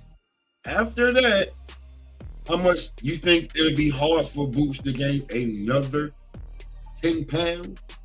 No. You don't get 10 pounds like that. You can, because you're gonna lose stamina, you're gonna lose speed, and it's not the timing, because what you have to be is hydrating with IVs and stuff like that. Man, you can eat. No, you can eat. See, I don't know as far as putting it in your muscles and all that. Some of it's gonna go back with drinking, but you can eat. You can eat 10 pounds of food. You can eat 10 pounds of food. Fight. Remember, you're going to a fight, and you don't want to eat like heavy stuff that they hit you in the stomach, and then you start puking. Bro, I'm telling you, they eat. I'm telling you, niggas is eating fucking cheeseburgers, steak fries with the goddamn A1 sauce. Niggas getting baked potatoes. I'm telling you, niggas is fucking shit up right after they get off that scale. They get off that scale around 8, 9 o'clock. It's a big brunch. After that, niggas may do a little running. Niggas may bullshit, hit the bag or something. Lunchtime, getting busy. You understand what I'm telling you? What they don't show you in the back is that spread of food that them niggas is fucking up right before they start putting their gloves on. Some of them do it. That's the reason in the fights you can see what happened. Why some of them run out of gas. Why some of them don't hit that hard, or why some of them don't have the speed that night. You know, because all that stuff affects. It's like fighting rules, too. Bro, that's like 70 to 80% of boxing. That's the reason Mayweather, even if I hate how he ended his career, because I think the people, and like me, that remember him, that kind of be mad with him, is because we just remember Jake Paul and the other dude, the one from the UFC. I always forget that dude's name. Conor McGregor. That guy. Those are the fights that we kind of, and yes, Pacquiao and Marquez, that he was, you know, but okay, those was boxers and whatever. Some people, but those two, I think is what, because I think me looking back, I think that is what I'm still mad with him. Those fights, like, dude, you end up your career with this bullshit, Logan Paul, for real? How much money he make off of that? Oh, I don't know. Maybe he made what he said. Maybe, I don't know. You feel me? Bro, when the bag come into play, hey, listen, bro, when the bag come into play, and you listen, those are all exhibitions. Yeah, exhibition fights. Yeah. Without a title exhibition at the end, I don't know, but the way he do it for respect. That's an exhibition fight, brother. Like, yeah, the Logan Paul exhibition. Yeah. The last one that he actually got it sanctioned was what was it? Yeah, the Conor McGregor fight. He got it sanctioned. So, but I thought it was I'm older though, so I'm gonna be real with you. I know Pretty Boy Floyd, and I know that Pretty Boy Floyd earned his goddamn way in the Mayweather shit, like the money made, like, because to be real with you, just like you said, That 20, you said the 24/7 HBO. Yeah. You know who started 24/7, right? But Floyd? Floyd wasn't Floyd or no, De La Hoya wasn't. No. Yeah. Come to find out, that's all Floyd and his team starting at 24/7. You see how 24/7 died out, and All Access kept getting better and better because it was their fucking formula anyway. When Floyd left, he went to Showtime and did the All Access, and 24/7 started to get lame. Hey, you want to know why it got lame? Because the team took the formula with them. But you see how he's so lost. with a team that is what Boots is missing, that is what Sulier is missing, that is what a bunch of good boxers are missing. That team, and they cost money too. So, but you're gonna make more money. Bro, you got the damn. All right, let's think about people who did All Access, and they were any good, or if they only did one. You got Wilder. You got Wilder. Cabrón, you got Cotto. You got Pacquiao. You got Juan Manuel Marquez. You got what other was coming up in that era? You got Roy Jones was not. Yeah, Adrian Broner. Adrian Broner. His All Accesses was funny as hell. It was entertaining. Now I'm telling you, with the one they started, like was big. You know, they're legends now. To the 24/7. Everybody that we're naming, right? Outside of Munguia was in the 24/7. Listen, everybody we're naming outside of Adrian Broner is no longer fighting. So these niggas gonna have to go through who to get the formula if you want the damn, because we seen who got the formula to make a star. It's Floyd. And what did Canelo do? Copy Floyd. Yeah, the next big star to enter, like a star. I don't give a fuck if you, like, I ain't even talking about your skill and whatever, what I think you'll do, what I think you've done. A star that when you pop out, everybody see your shit. It's Tank. That's it. I don't see any other stars. Do I see great boxers? Do I see master generals? Do I see niggas with high IQ? Do I see niggas that can whoop a nigga ass? Of course I do. But the next star, Tank Davis, by far, ain't close. Yep. And I don't even know who's up next. Because Tank's 30. We need to figure this shit out quick.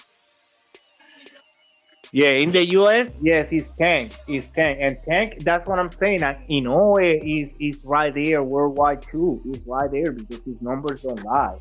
You feel me? Those are the two right. And it's crazy because they're in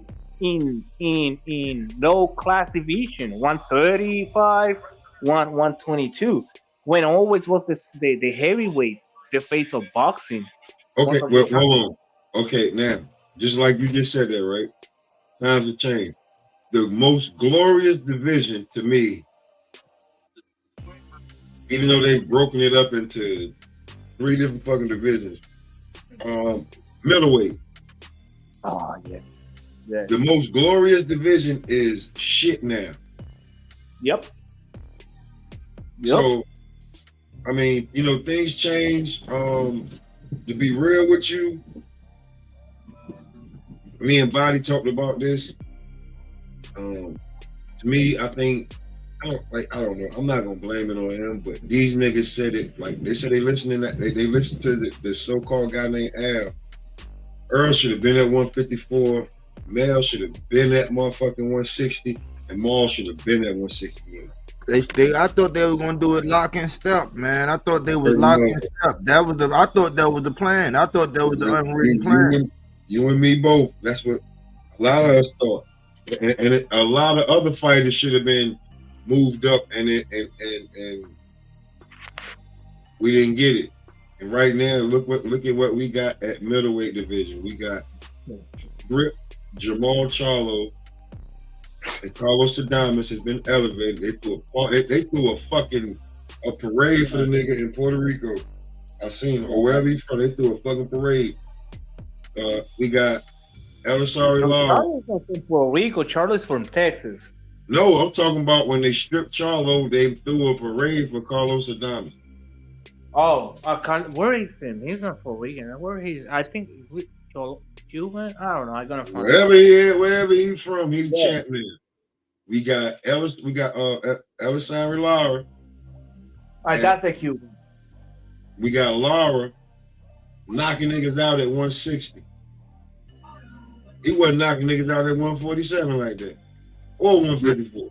But see, I'm starting to notice though, and I was tracking for Lara, man, and that Hurd fight, man, if he wouldn't have got that knock, if Hurd wouldn't have got that knockdown, man, he would have won. Lara would have won. But he started he started not moving around so much. See, that's one of the things that they're gonna learn. And I hope that's what Shakur gonna learn. Because Lara would do all that. Now he's starting to really sit down on his punches. You know, he really sitting down. Like he baiting and he figuring you out, and then when he sit down to detonate, now he left. Man, I want Shakur to do that, man. Because they don't man left. And then we got Janabek got 2 belts. Now, what fight do you want to see at the middleweight division? Just answer me that. That's going to excite you. Nobody. Like, my division is the 147. That's the one that I always love and stuff like that, and watch them go up to 154 and ended up in 160 most of the time, right? And that's why you say goes. Is everybody's freaking in 126, 130 pounds, and they are 6'5", 6'1", 5'11", down there, super skinny, and these divisions are empty. It's nobody here. Yes, it's a bunch of Soviets, but that's it. Like the divisions are empty because they are weight pulling down there. Yeah, you got one. You got Janabek. He trained by a black man. You got Lara. He trained by a black man. Oh, and you got Carlos Adames. But he's in 154, right? Masedov. Yeah, he's in one. But he can be a 160, 168 easy. That dude is huge.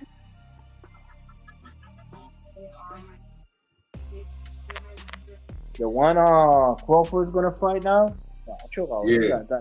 That because he's from Uzbekistan or Kazakhstan. You know, those are Russian and Chinese mixed together. And dude, he's huge. That and he's good. That guy is good. But Crawford is Crawford. You feel me? Yeah, but anyway, that dude gonna get beat up. Why you got 10 fights and half a title in the middleweight when we have the middleweight full of fighters? Blame Charlo, bro. You gotta blame Charlo for not defending belts. Listen, when you don't defend belts, right? Listen, when you don't defend belts, right? And then you go up and you get spanked by Canelo, and then you come back down, and then and then you go through the shit that you go through. You can't hold your division up like that. You can't. They're gonna like you were stripped the night as soon as they said the undisputed junior middleweight champion of the world, the WBO stripped you. And then we didn't even know that they were auctioning off your belts. We thought you still had your damn belts. They were auctioning off your belts. Yeah. Like, WBC optioned it, but I don't know what IBF, give it one to Boots. I don't know what did with the one in 160. But the Charlo, when you talk about giving the 147 belt to Boot, that comes from Earl not defending that damn IBF belt for almost 4 years. Shit. And then they got stripped. You know what I'm saying? So like once I inherit, like I beat you, I get your belt. Okay, cool. Now I inherit the IBF. They still pissed. Okay, you gonna fight who now? Hold on, what you talking about? I'm negotiating a rematch on a motherfucking undisputed fight. Nah, we ain't trying to hear that bullshit. you don't, if y'all don't get this shit worked out, we stripping you. And it's a good shit. Don't complain, because how you gonna have a title for 4 freaking years and not defending it? The title means nothing. I always say you defend it, but you don't defend it individually. You defend it combined. You don't defend it individually, where they're not completely represented by themselves. And it's not just the IBF, you know what I'm saying? Welterweight champion, it's the damn, you know what I'm saying? It's the unified WBC, IBF, whatever. The IBF feel like, nah, nigga, we want our shit defended on its own. Yeah. You nigga, you won this belt first. You all shining and doing WBC shit, nigga. Nah, fuck that. Yeah. You see those, I don't, because I can't stand the WBC and how they won and what they, I can't stand it. IBF looking one way, and then, okay, Bud beat him. Boom. Bud got all the belts, right? Everybody was cool except for who? IBF. Nigga, defending motherfucking belt. Defending this belt. Nah, we don't give a fuck about what everybody else say. You defend this belt right now. Bro, I'm doing something. Trying to get, you know what? If you don't defend this belt in a certain amount of days, we stripping you, elevating boot. That's what you're doing. You have to defend the title. But because all these dudes they think that building legacy is grabbing all the belts and moving to another weight class. No, dude, because back in the days, the guys, they gain the title, they defend the title, they clean up division and move up to division. They just don't grab the title with the division tag and just move up without defending it or nothing. That's the reason they're going to fight Earl twice. Like, you can't tell me I gotta fight Boots and Earl got a rematch for him. But Errol even get the rematch. Errol is looking for a fight with somebody else. Salute Boricua Guerrero for that super chat, man. That mean a lot, man. I appreciate that, bro. I appreciate that. But go ahead, y'all. Keep cooking. But what I'm saying is, before Earl went and showed that, you know, he went and got the eye surgery, I still have a rematch clause, and we're negotiating the terms for the rematch. And lo and behold, here come the IBF saying, well, if you don't fight within this time frame, we're stripping you. But Bud, like, I'm putting in work for the rematch. Hold on. Boom, boom, boom, boom, boom. They strip him, and then all of a sudden, Earl goes and have eye surgery and says, "Yo, go ahead. You can." Because the IBF knew it.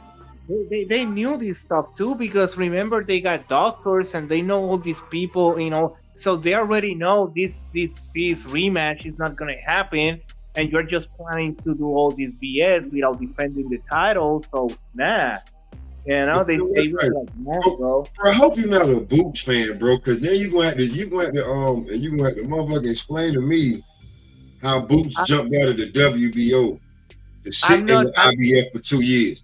He sat in the IBF for 2 years trying to just catch Earl Spence. He could have knocked Bud off if he really wanted to when Bud was the mandatory. I'm fan of the IBF. You understand me? Like the IBF.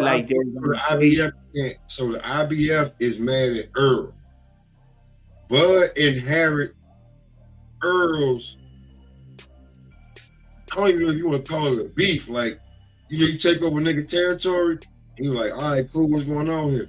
You got no clue that Earl owe a bunch of motherfucking money over here. You like, oh shit, what the fuck? I know this nigga owe this shit. Oh, so yeah, nigga, if you want to be the shit over here, you owe the mayor $600,000. You owe the police goddamn force $100,000, and we got lawyers and all this other shit around here. You're like, oh shit, this nigga ain't been paying for years, huh? He been ducking the fuck out of y'all. Okay, y'all go ahead, give it to him. I'm not about to be fucking. You're not about to boss me around, bro. Not my fault that he did not defend the belt. It's not my fault And he was in a car accident for this long, and when he came back, which is fucked up, which is really fucked up, when he came back and fought Danny, it was more of WBC than IBF. And really, like, it's IBF WBC champion, but like WBC took front run. Like IBF been feeling kind of sore for a minute. Like if they were the little brother that actually got all the talent, but the big brother taking all the goddamn glory. But when all this happened, like in the 2020 to like 2022, 2023? When when Earl beat Sean Porter, right? That was a unification fight. That was literally the last time the IBF championship was defended. Damn. Of course they're on its own. That's the last time it had been defended on its own. So, what year was that? What year was that? And then from there, you got the IBF pissed off because they get what 3-4% if their belt is being defended. But when it becomes unification, now you have to bring it's probably like 2. Yeah, the other company wants the money too. Yeah, everybody, and you can't rape the boxer and just take 12. Like, you know what I'm saying? Them niggas Earl out here yelling. Then Earl out here yelling, yo, why y'all need 3%? Why can't y'all da da da da da da? You know what I'm saying? Like, where this money going? Oh, okay, nigga. You know what I'm saying? Like, these niggas petty, bro. These are non-profitable organizations. They're the biggest crooks in the world. Like, let's not get it twisted. But it's like inherent. It's like I'm making it seem like this, my nigga. It's like when Tony killed When Tony killed Frank. He thought that, he thought that he could do better than Frank for his bitch. It was like, oh my God, what? This bitch is shit. You see that? The sponsor is OnlyFans from the girl. Huh? My bad, Yeah. I broke it in. I was watching the fight, right? The girls fight. Yeah, They're gonna fight. One of the girls' sponsors is OnlyFans. Oh, bro, that's not the first time I seen that, but I mean, they girls, bro, whatever, man. Sex sales, man, nigga, word. Oh my God. She had to check Buddy at the she had to check Buddy at the weigh-in because he was like, no, he was being a pervert. He was like, no body paint on the day. She was like, no, that was a one-time thing. It was, did it again and moved on. He was lusting, you know what I'm saying? But she a tough cookie though. She a tough cookie. Sex sale, always. Bro, you see the shape that she's in? More sexy and stuff. Yeah. The shape that she word. And then you got some of these, you got some people that just love to fight. Like the chick she fighting right now, and she got combinations for days. She don't look like nothing. But she look like she working at the laundromat, but she'll beat your ass. She came back off of having a baby, man. Yeah. Oh, which one? Nina Hughes. Nina Hughes. The one in the black.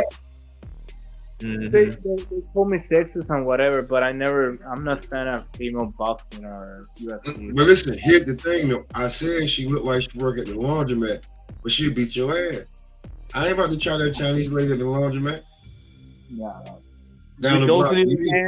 Oh, no way. Nigga pumping that jab. Yeah, she can pop all the gym that she wants, but those little hands and those freaking fragile bones will not gonna do nothing to my skin. And not you, man, but she hit another fragile person.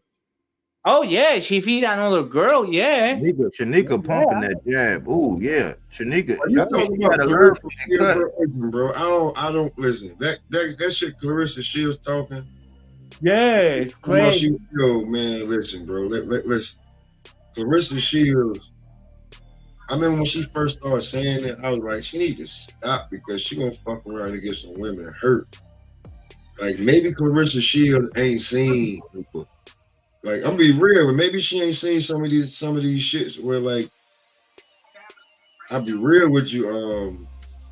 Some of these high school videos where these girls be hitting these boys and these boys have enough and one goddamn hit. The girl hit the boy 4-5 times. The boy hit the girl one goddamn time. Her goddamn whole face changed. Boom. You know what I'm saying? Yeah, So and like, remember, sometimes the boys at 13, 14, they're not grown yet because, you know, some kids grow later at like 16 or 7, whatever. Some kids grow early. So sometimes she may be at that age, 13, 14, with the kids that don't I'm not even, no, bro. Listen, you know, the girl is tiny. She is tiny and think that she can beat this boy. I'm looking at this boy, I'm like, what got to be at least 5'8"? Oh, damn. She's like 5'3", a buck, maybe. Oh my God, no.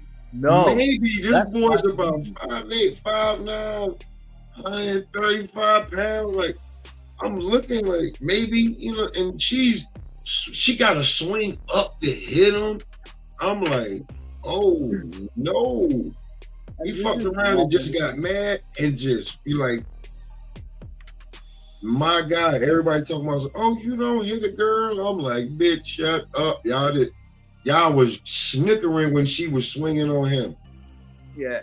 Clap back in my ass one goddamn time.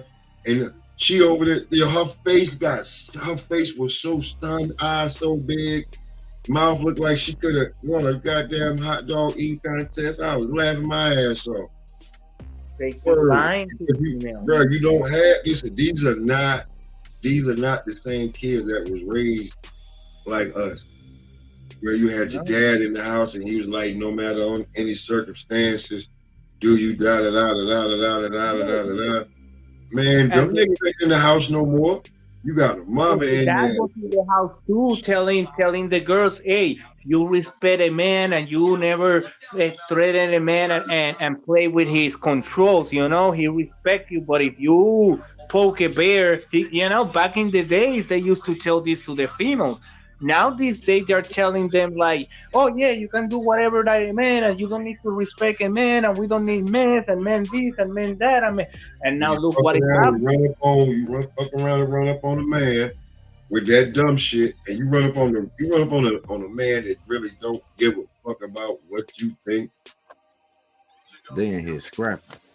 Yeah. I'm watching. Hey, but I was about to send you a flyer, man. I was like, man, it might be too late. But I seen that flyer, man. She had that flyer with her and Ryan Garcia. I was like, and they using her against Tank, and that's why all these other allegations are popping back up. I said, man, boxing is so messy. But she cannot, she need to stop that whole, you know, because it's think about the uncomfortable position she put Keith Thurman in. I'm like, man, because he be damned if he do, damned if he don't. Because if he get in there, she gonna go all out on his ass. And then if he just buck down and actually hit her one time, then everybody gonna be like, oh man, Keith, you this and that. I say, man, just stop doing that to these men. Why she ain't asking you and crossing your lane, bro? Exactly. Hey, bro, ask yourself this: since she thinks she can whoop this and that, why she ain't trying to fight Tank? Then he talking shit, calling you Joanna, man. Won't you fight Tank? Keep Thurman bothering you.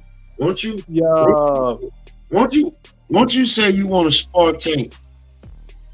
Yo, no, because she like Tang. She like the cutie of Tang and stuff like that. And she got so mad. Nah, because if he spike her ass, then everybody gonna be like, oh, then that whole, all them allegations, like, yeah, beating up on a woman and all that stupid shit that they be saying is going to surface. I was like, just leave, what you feed, don't grow. I would not pay her no motherfucking attention. If dudes out here about don't pay her no fucking attention and let that shit starve. Yeah, and if but I'm somebody right on your face and ask you about it, no comment. And move on, man. She gotta drop that shit. Body, I would love to. Yo, Body, I would love to. But if you notice, if you really notice on the low, this shit been almost a 2-year run. She been running with this shit. Yep. Yeah, but you already see what happened. You see when that dude put her on her ass, then he want to come out and say he had something in his glove. Yeah, he had some motherfucking knuckles in his gloves, some male knuckles in the motherfuckers, and he got tired. Like she tried to say, "Oh, that's because he manipulated the pad." Then the coach started saying that. Then the other coach's reputation was at stake. It's like, stop it. It's toxic. Sit your ass down, go fight. You know what I'm saying? One of these other women, man, before one of these dudes knock your ass out. That's what I'm saying. She fucking around, talking like that's how like she had a 2-year run of her saying this shit, right? Before the video really surfaced, like them motherfuckers didn't even know she was saying shit like that because you know, I know this boxers don't care about other boxers, but them niggas in a whole nother country. So when they came back or something, it was like, oh, word, she been saying this? I hit that bitch with a bullshit and laughing. That bitch had a concussion. That bitch ready to get a knife and everything. Like, what the fuck? Like, you can't listen. Stop saying that you can do it because other women gonna think they can do it. And Beyonce can do this. I can do it. Did you got Beyonce? You don't have the team of men that she have on her side helping her. You don't have that team, bitch. Word. You don't have her husband neither that has crazy expectations. You're not Clarissa Shields that have you boxed. Listen, this is why I don't understand. Clarissa Shields, right, says that she can beat a man, but you have not knocked out one woman in boxing. Damn. I have the same question. How the fuck are you gonna beat Keith? Used to be one-time Thurman. He hit you with a 1, 2, 3. As a matter of fact, you know what? I'm gonna call it out. I got because I have the combinations. I have the combination. 1 through 6. I have the combination. So if Keith hits you with a jab, right hand, left hook, you gonna look like Devin Haney. If Keith hit you with a jab, right hook, hit you with a jab, right uppercut, left hook, you might fall on your pocket. Like when what's her name? What's the chick that dropped her ass? Oh, damn, I should know her name. I don't think she want to fight no more like that. So Savannah? Yeah, Savannah. Was it the black girl with the braids? Nah. Oh no, man. I know I can't. I'm gonna remember her name just as soon as. Let's say that she hits you. That Keith hits you with a jab, uppercut, left hook. He kicks out, hits you with a right hand, left hook, and a left hook. What if Keith hits you with that? Because these are the 6 most basic combinations. I know Keith have these masters. What if Keith hits you with that? That's number 4. What if Keith hits you with that?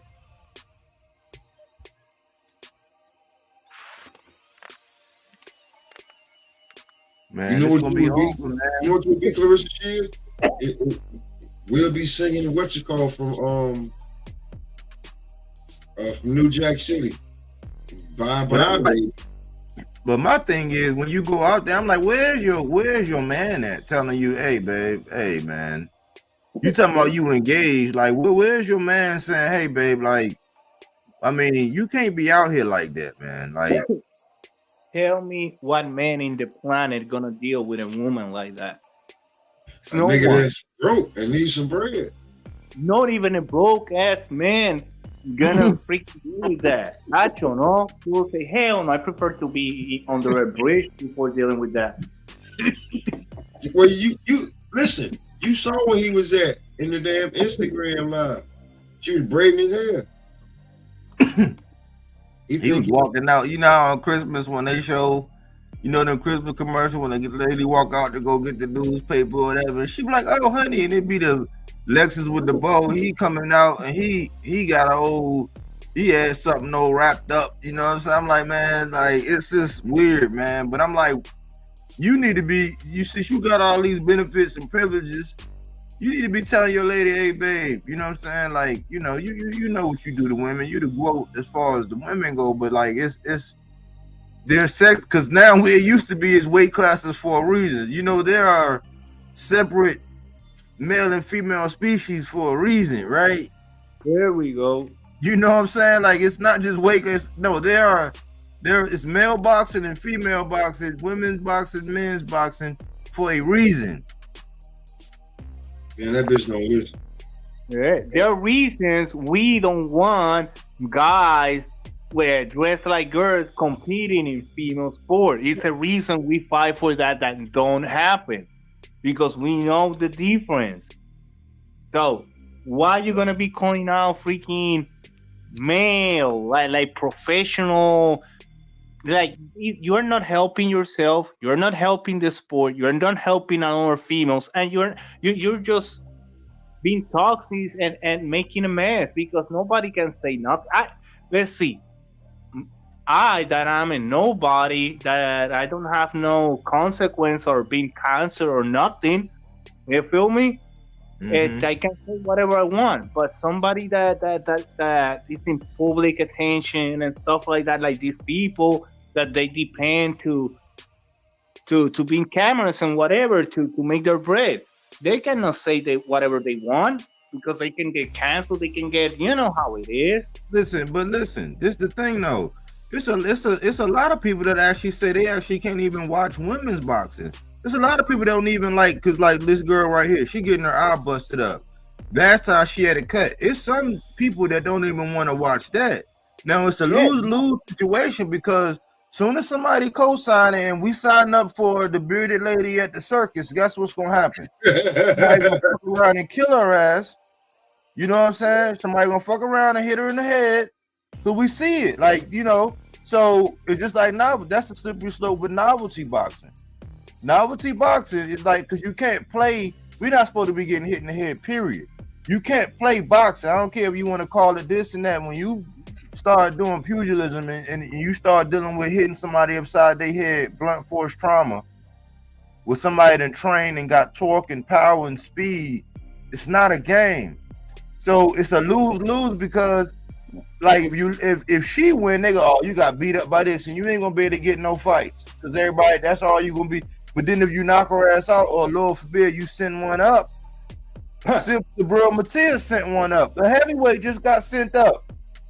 You know what I'm saying? Like, you know what I'm saying? Like, it's not a game. So, you know, she just, in my opinion, man, she need to just simmer down. You the GOAT on your side until proven otherwise. But cut that stuff out, man. Cut that out, man. I am one of those guys that I don't like to see these girls play. Like Olympic, yes, amateur, and these girls been to the Olympics and stuff like that, because Olympic boxing is different and it's 3 rounds, and it's not about punishing the other opponent. It's about marking points. So yeah, be Olympian and win 3-4 gold medals and stuff like that, and being Nike or Reebok or whatever you want, whatever brand you want, and whatever. ¿Tú me entiendes? But don't be going professional, not doing your job with the females that you're fighting, and just making all this, because she did that in the Hitchkin fights with another girl, and start to making these blah blah blah blah blah blah, and she's like that. She's got those toxic girls that no. Yeah, it seemed like what happened with the beef. I actually prefer, because before I thought that her and Alicia, since Alicia was so small and then she wanted Clarissa to shrink down. I'm like, I thought that now I'm like, I'm yearning for that conversation to pop back up, man, to get it off this other bullshit. You know what I'm saying? At least you didn't hear too much from Alicia, because you know, her father just died. That was her world. That was the only man she ever listened to. So I spoke to Ohio about it. Like, yeah, she ain't about to be saying much. Yeah, she about to fall back. She probably gonna really like go deep into her craft. The next person she fight, try to get the shit beat out of them. I'm sorry to hear that. And then, like, but I mean, and even with that, man, she like, it's such a big weight jump for Alicia. Like, I'll be real with you. Even though, like, I don't even know how old Clarissa is, it really ain't much left for you, baby. I It really ain't saw her. much left for you. Who you gonna fight again? You want to fight any of your old opponents that were a problem, just to prove that, you know? Like, but other than that, who you gonna fight? I saw her in her last fight that she lost, and oh my God, she no skill at all. Like, was awful. Like, Who? Clarissa Shields. She had a So fight. what, UFC? Come on, UFC shit? No, in boxing. She ain't lost. She got Jake Paul. Not Jake Paul last fight, the one before that. She's undefeated. And that fight was awful. Was no technique, was nothing. Like, she talked all this stuff, and at the she do nothing. She fought Savannah Marshall, the big white girl. No. She fought a black girl. She come out with the Undertaker music. I think the other girl was from, I don't know from where she is, but the other girl was an ex-champion and have a lot of belts. You know, they all have a lot of belts. I don't pay too much attention to it. But I look at it because that night Jake Paul was gonna fight and whatever, so I want to see how with a real boxer. I think it was the first time he fought a real boxer in that card, and oh my God, it was clinching all the time. Was no boxing technique. Was nothing. And then she's talking about she's gonna me. Like, shut up, please. I don't know, do something else. Go to the movies and be an actress over there in an action movie or a stunt woman, something like that. I don't know. Man, let them fight. With who? I thought she Deja Green, but then I hadn't heard anything since she took that loss from Franchon Desern Cruz. That surprised me. I thought Shadeja was really up next, but man, that truth serum in that ring came out, and that dog in Franchon Desern Cruz came out, man, and Shadeja didn't make any adjustments. I thought she was gonna be the next one to rival Clarissa, and you know, she still would have had a little bit work to do. So I don't know what Clarissa really gonna do. That's probably why she over there barking the way she barking.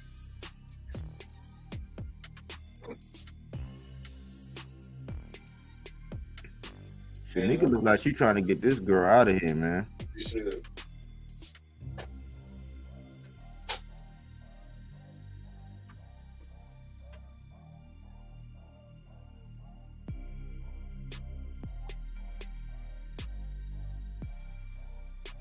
But she got her thing. She can fight in the MMA too, though, y'all. I seen that fight. I seen her fight in the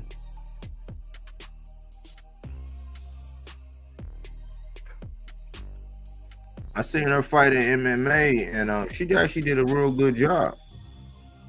Like, she almost got her arm, she almost got her fucking elbow transposed. But she actually did a good job. I think it's gonna help her in boxing, but she need to get back in the ring. Now, I don't want to see her unless she hang up them boxing gloves. I don't want to see her in MMA no more until she hang up the gloves, man. They scared of her in that MMA when they come that box. They try to take her down instantly, cause she be knocking the shit out, man. Yeah, she be, man. She have. I'm like, man, I hope that translate back over, man. I don't know if that's just the gloves or is that, because she looked like she was really like kind of sitting down in this last one. I'm like, man, you bring that shit over there in the boxing ring, you'll be all right. But she like using her feet and moving, sticking and moving.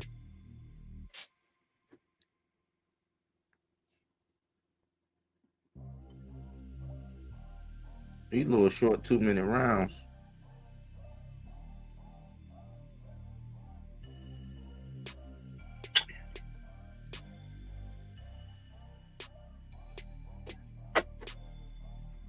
Did you see the press conference with Boots? Pop? Yeah, I saw it. I feel like I don't know. Cody Crowley gonna be all right. He's tailor made for Boot. Ain't no different than standing on us. To me, what I did, I wanted to check them up. I really remember come straight forward. I ain't see nothing special about Cody Crowley.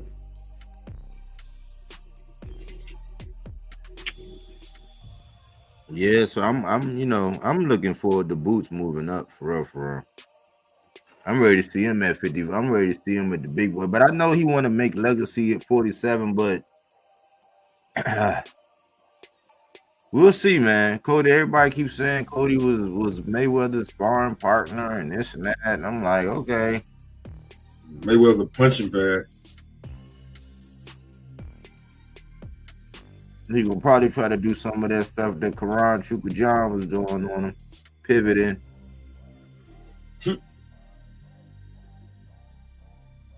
Well, I will say this when I sing about Cody.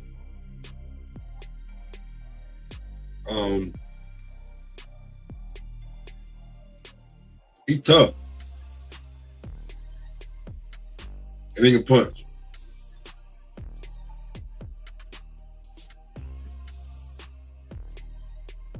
He got good timing, but like I don't see much head movement. You know what I'm saying? It's a high guard. It's gonna be pretty rough. Like you know what I'm saying? But he don't got shit to lose. Yeah, I question whether he ready mentally, man. Because he keep bringing that one subject up, and I'm like, we know a lot of awareness and stuff, but it's like Boots ain't gonna act like that. He ain't gonna be thinking about that when you get in the ring with him, man.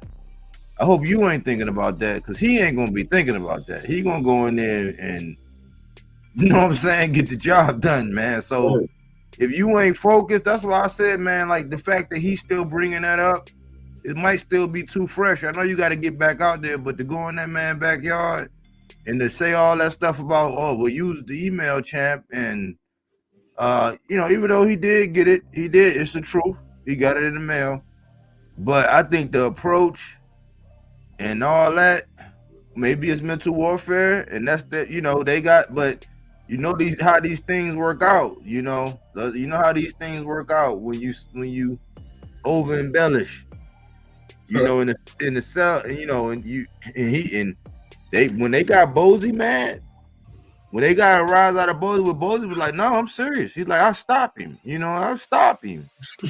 I'm like, man, y'all messing with this man father, like, and y'all in his backyard, they got them Philly goons out there. I said, man, y'all don't know. He said, Cody, I'm like, I want to go to the fight, but I'm like, shit, I don't know. You know what I'm saying? If I'm, I gotta make sure I'm good. I'm trying to go to that one. That's a hop, skip, and a just right around the curve. He said, Cody, I like you, but him, I'll stop him. I'll stop him. I told him, yeah. I told him I'll stop him. God damn, I'm like, Bo, you want to get in the ring? You want to get in the ring with the nigga running? Like, Dude was a flake. He was a flake, man. He was a cornflake. It's like, man, you trying to take that Evan Tobler. You try to take that Evan Tobler approach, and you about to get Cody ass waxed, man. Worse. Man, you about to get your ass fucked up, because Bo's built like that too. But that was in the Boot Ennis fight. The press conference. Yeah. I saw that. But remember, they need to sell the fight, right? Like, they need controversy. They need to talk shit. But you gotta realize though, but yeah, you can, but you gotta realize, like, cause Bozy kept saying, look, I'm serious. He's like, nah, you ain't gotta do it. So yeah, they gotta sell it, but you gotta realize some people ain't, they like all that stuff that Devin and Ryan was doing, like some camps ain't gonna take that, like, cause you gonna have to see them one day. Yeah. Like, you gotta go outside, like it's really real, like out here like that. Yeah, but that's the problem. He has to, like, dude, the guys are the one who gonna fight. Yes, we can talk shit. Like, they have to be more professional too. If I gonna stand up, like, dude, because okay, let's see, like the old man beat up the other guy, then he gonna have freaking legal problems and shit. They have to that dude was too. That dude would too, but I think they would put hands on him too. Like I think they would roll them dice. I don't know if he want to roll them dice. Some people, man, it's about principle. You're not gonna talk to them like that. Like, so his coach, he riled it up. I guess he whacked the hornet's nest, but they need to, sell it another way. And it's different when the fighter is actually talking the shit. Because it was awkward for me in the Regis build up when Evan Toller was going hard, and then Regis was like actually both of y'all clown. I'm like, how do you shit on your own? That's when I was like, man, that's kind of weird energy. I didn't want to say nothing at the time, but I was like, nah, Regis, man, if you can't have your guy going that hard, so that Buddy can go this ain't till July. Buddy can keep going down this road, and somebody gonna touch his ass, man. I mean, them dudes in Philly don't play that shit, bro.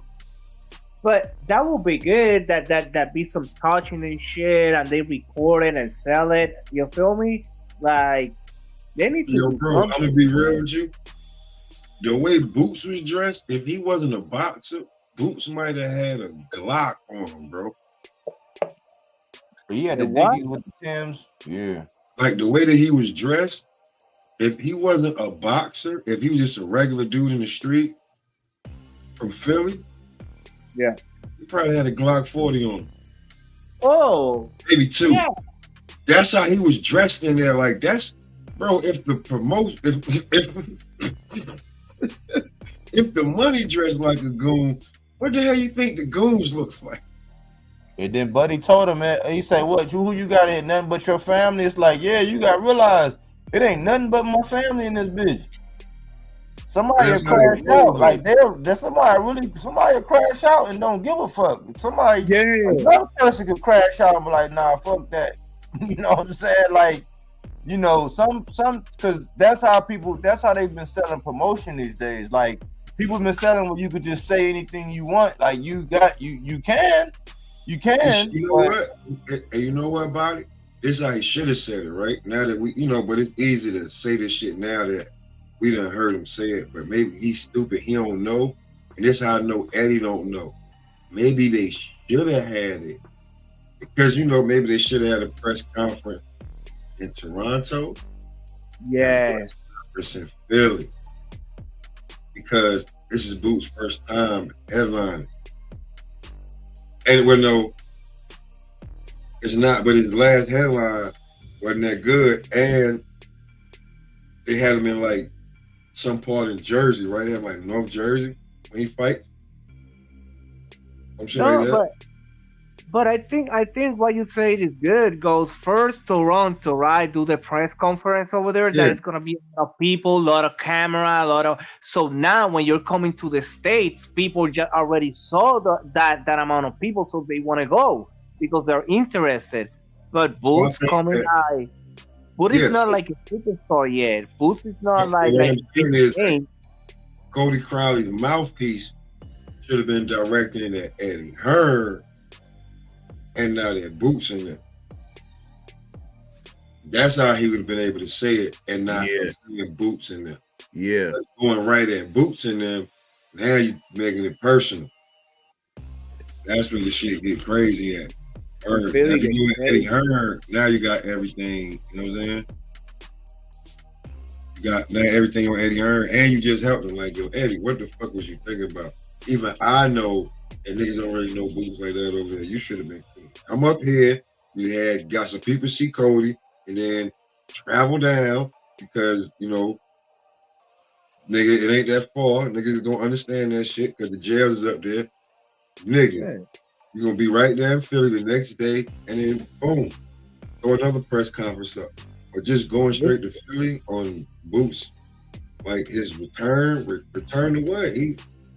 Come on, bro. This is you gotta make him a star, bro, before you just, you know what I'm saying? Drop it to them just like that, like, hey, there you go. Like, no, it's a lot of shit going, and Philly got a lot of sports, and so people first need to know. You cannot just drop the bomb and expect they just gonna come out. It's not like that. Right now, boxing is not like that. You have to be like a like a Tank Davies where you are, Yeah, he do a press conference, it's gonna get packed. Subriel Mati is gonna do a press conference for a week, it's gonna get packed because the way they are in their places. But Boots is not like that yet. Nope. Yeah. Yeah, but he kind of got to grow into it too, because I was listening to the interview and he talked fast, and it's a maturation process. It's like so I don't really give a fuck about all that, man. It could have been one person out there.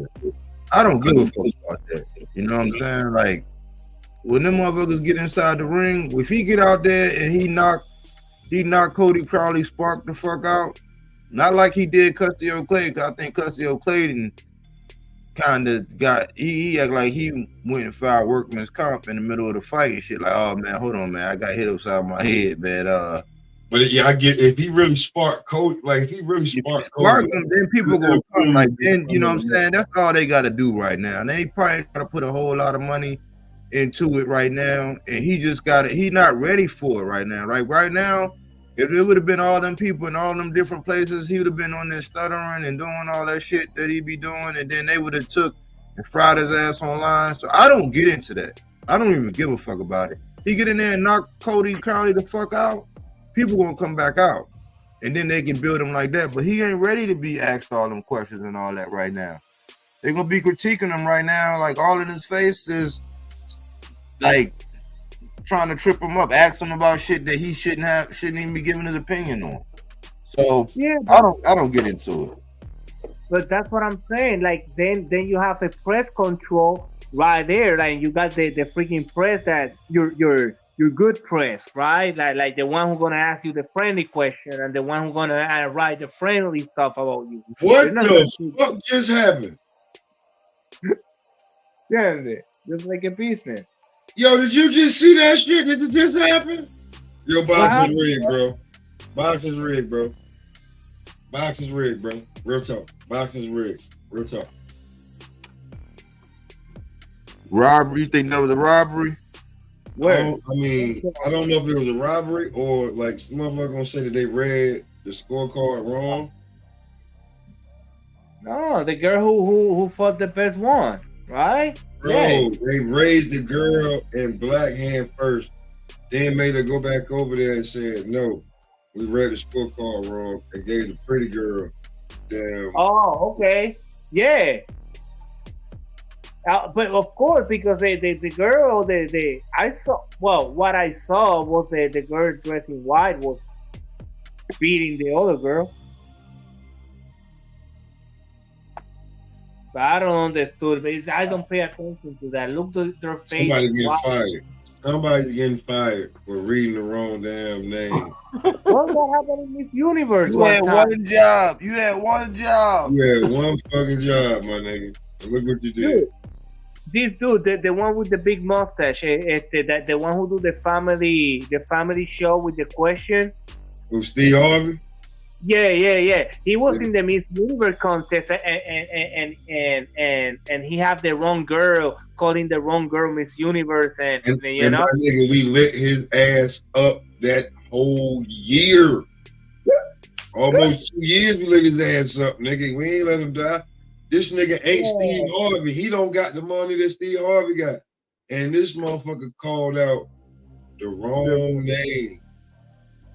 My God, read the freaking... Your only job is reading those cards and you do it wrong.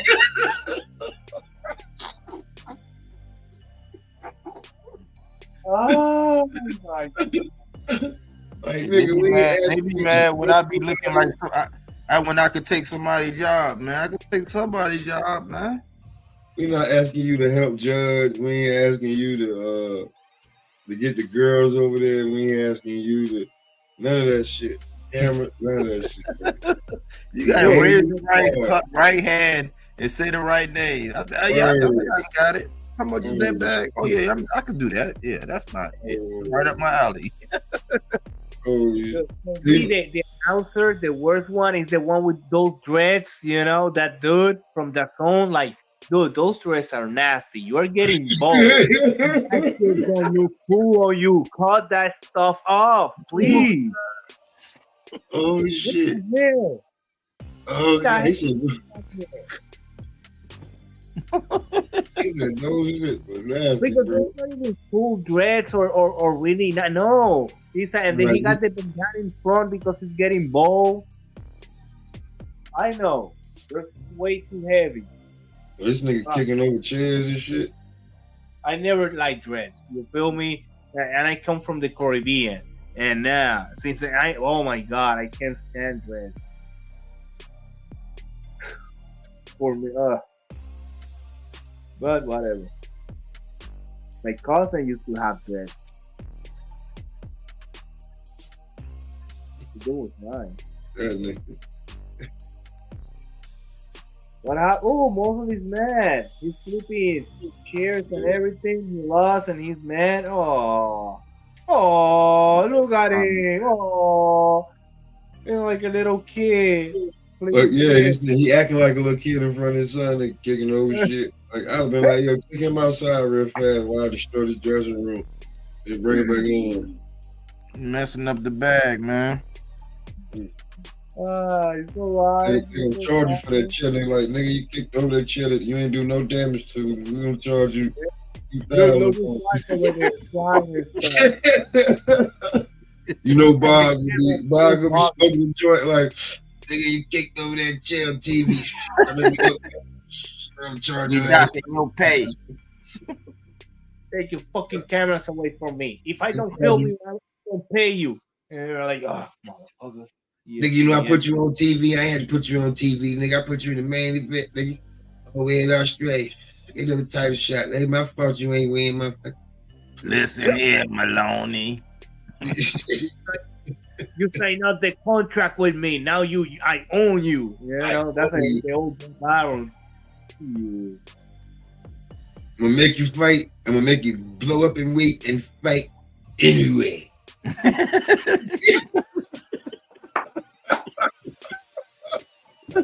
No, but listen, man. If y'all want to see what my man brought up anywhere earlier, man, it's a circus act, man. But I don't want to see that happen anyway, man.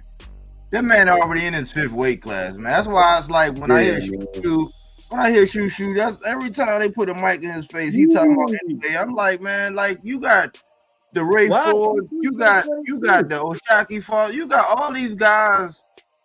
And I don't like that they do that. You gonna just sit up there at 126 hoping that this man just come up. But what about conquering your whole shit? Like, what about the other champions in your division? But what happened is he's the man. And anyway, right now, what? 108 pounds, 112 pounds, 115 pounds.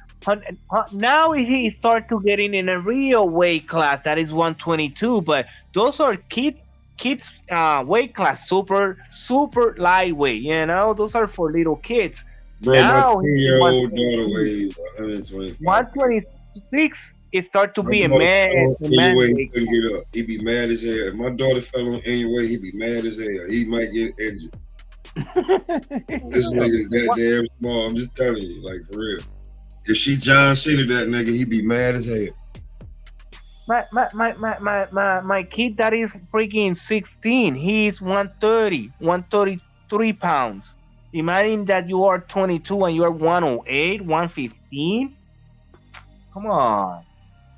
¿Tú me entiendes? So now in 126 and versus Chuchu, that will be good, but Chuchu needs to fight more, you know?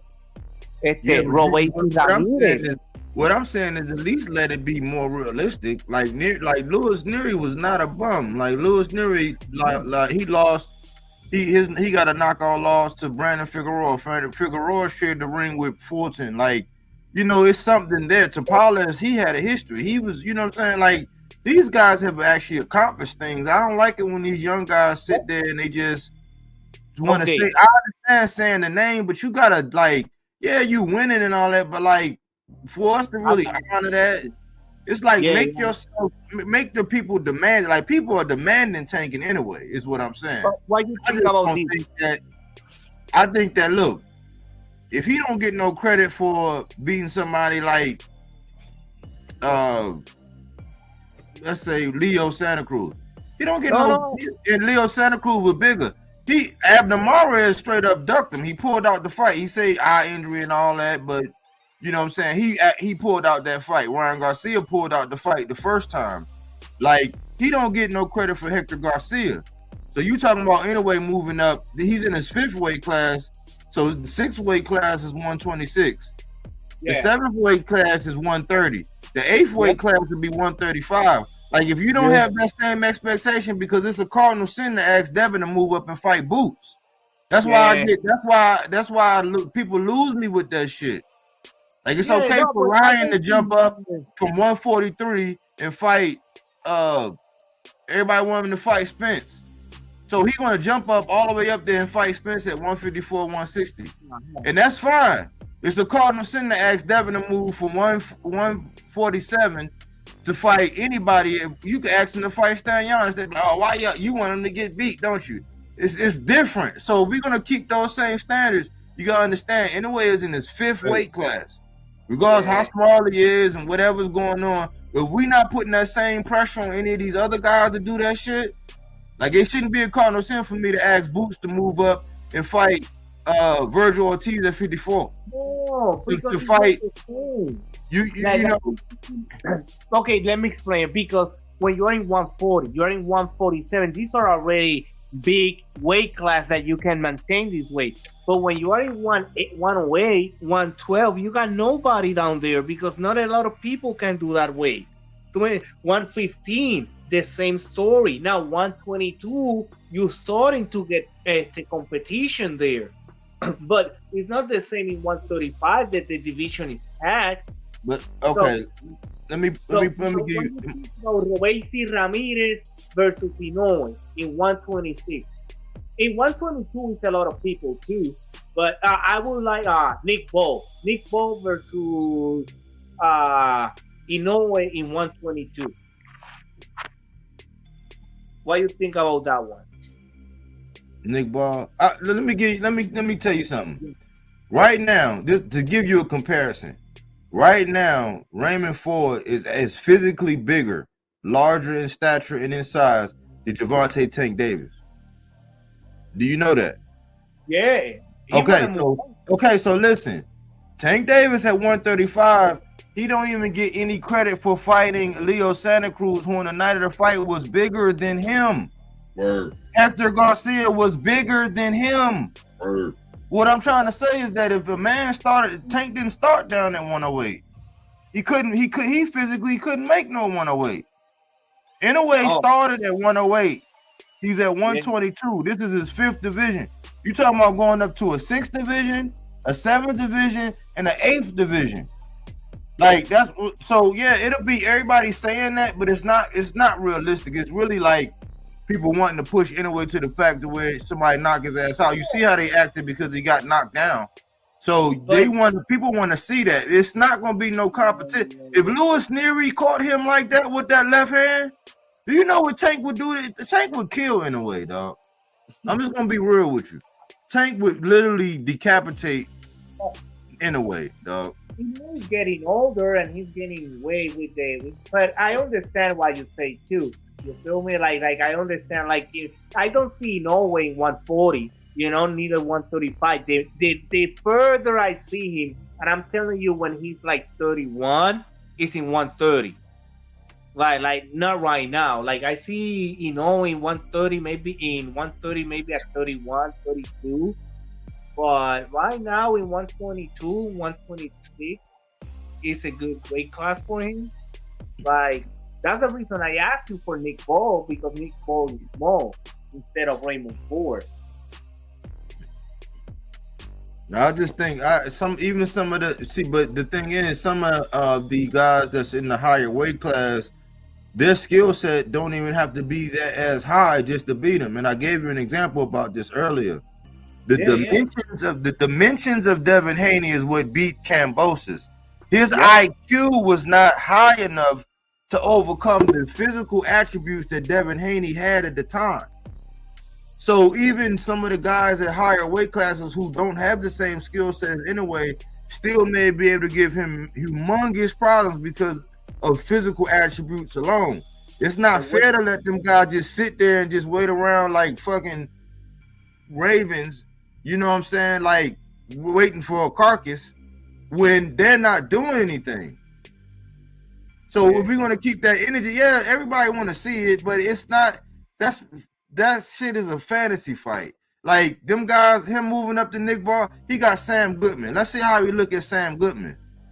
Sam Goodman, that's a solid guy. You seen what he did to what's buddy that be fighting out the wild card gym?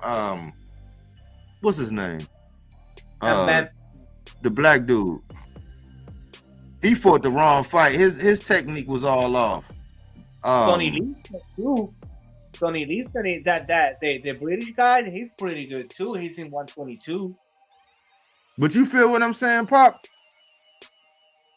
What? Of course, that we go back again to the weight bullying. Him going to 130. Him trying to go to 130.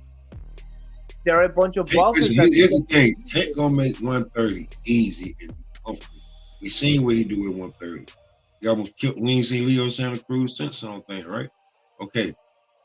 And you ain't trying to go up to 130. That's him going up to 130 and thinking that, like, and then you gonna fight Tank. It's not just the nigga that's just jumping in there, leaning on you, throwing crazy punches. He can actually box. His punch placement is crazy. And the last little motherfucker he hit said, "I can't see." But this the other thing though, what people don't really consider. Because I hear this all the time and it really irks my nerves, man. When people talk about heavyweights, they be like, oh, he was damn near 300. It's like, no, heavyweight, that's why heavyweights don't make pound for pound, because if you fight a heavyweight, that means, hey, I'm the biggest, the baddest. That's just what that means. Past this threshold, you know, you know what I'm saying? I'm the shit. But you got to understand, when people in them lower weight classes, when they talk about like rules, let's just say like what happened with Regis and Devin. The fight between Regis and Devin should never have happened because of the way he rehydrated. And one of those little weight classes down there in the IBF, because it's really a percentage, it's like 18%. You got to think on a smaller frame. You joke around and you say, oh man, you talking about going from 112 to 115, that's 3 pounds. But that's on a person that's just that size. It's just like seeing a woman that's like, let's say a woman that's like 5'4" and she like 140. She go up to she go to 150 at that same height. You can be like, damn, what happened to you? Word. You see what I'm saying? So you know, people, it's a lot of people out here with voices that have you just looking at if the lower weight class ain't your cup of tea, it just ain't. But we don't consider these things when you're looking at these smaller guys. Like I say this all the time. Bam Bam. If you catch Bam Bam outside of a training camp when he ain't fighting, you wouldn't recognize him. You would not recognize him. Right now, he's having the benefit of, because he's young, he's having the benefit of being able to cut all that shit off and get down to that size that he is, because he looks nothing like how he looks when he goes into that ring or when he get ready to make weight. But 5 pounds on a guy that's that small versus 5 pounds on somebody, even because look at this.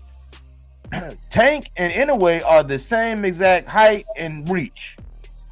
Different skeleton, different makeup. It's just like somebody that was their size that was Samoan would be way heavier than either one of them. Word. So these are things we got to consider instead of like everybody else where they just looking at freak shows and they just want to see this. If you talking about some hardcore shit, like we got to consider these things. If not, then okay, yeah, all right. Let's see Tank Inoue. Let's see Inoue and Raymond Ford. Let's see all this shit and not let them guys do none of that shit that Inoue did, but just wait for him so they can say, "Oh, look, I exposed him." Divino Espinosa is 6'1" and he's in 126 pounds, and look how skinny he is. And then look, Rowacy Ramirez that was 5'5", how thick he was looking. It's the same thing Fundor's doing. Like Fundor, because they got that kind of frame where they can do that. They got that frame where they can do that. Metabolism burn very fast. I was skinny for a long time. Because Kinsu got that cut, was the reason he was able to enter that jab, because he was blind. But if not, that was the dumbest corner ever. They don't know. Ooh, there it is, the IBF belt. I always like that. Red, blood red. Cards every time. What's up with him and this card shit? You need to let that hairline go, man. Just go bald, man. What I did? Yeah, he need to cut that shit off.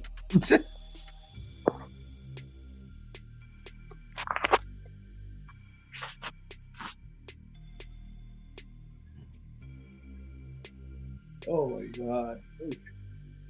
Here we go, y'all. Here we go. This is establishing one of the kingdoms right here, y'all.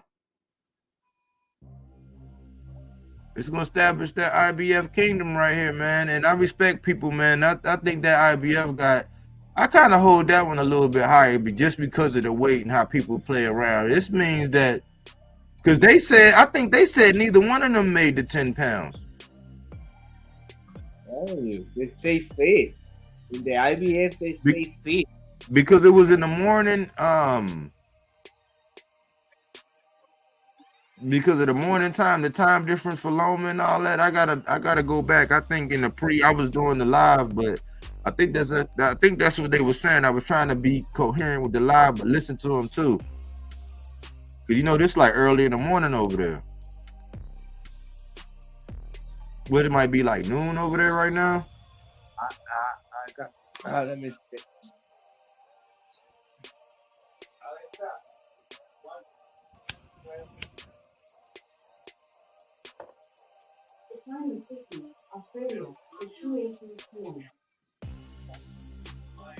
Yeah, fact, but real quick. That's what I was saying. That dude Espinosa nice too, but Robisi, he engaged in abandoning his game plan in that fight too, though. He did that Imano shit, and he could have just boxed. But I like Robisi, man. That's a tough little. That's what I wanted to see. I wanted to see Robisi in a way. I thought that was more, because I thought that's what they were grooming, because Robisi was on the undercard on the last fight over there in Japan, on the Fulton card. So that's what they were lining up. No. That's good. It's 2 o'clock in 2 p.m. in Sydney. Yeah, 2 p.m. Yeah. Oh, Robeisy Ramirez versus Inoue. That's a good one.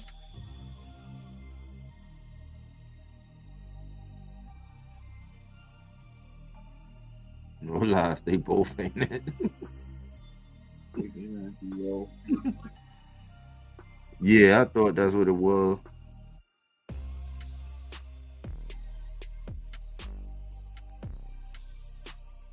We don't need Kambosos, the Spartan warrior. Yeah, and DS said it's 219 in Sydney. Oh my God. Yeah. So it's not bad timing for a fight. 2 o'clock. It's 2 p.m. in Sydney. That's crazy.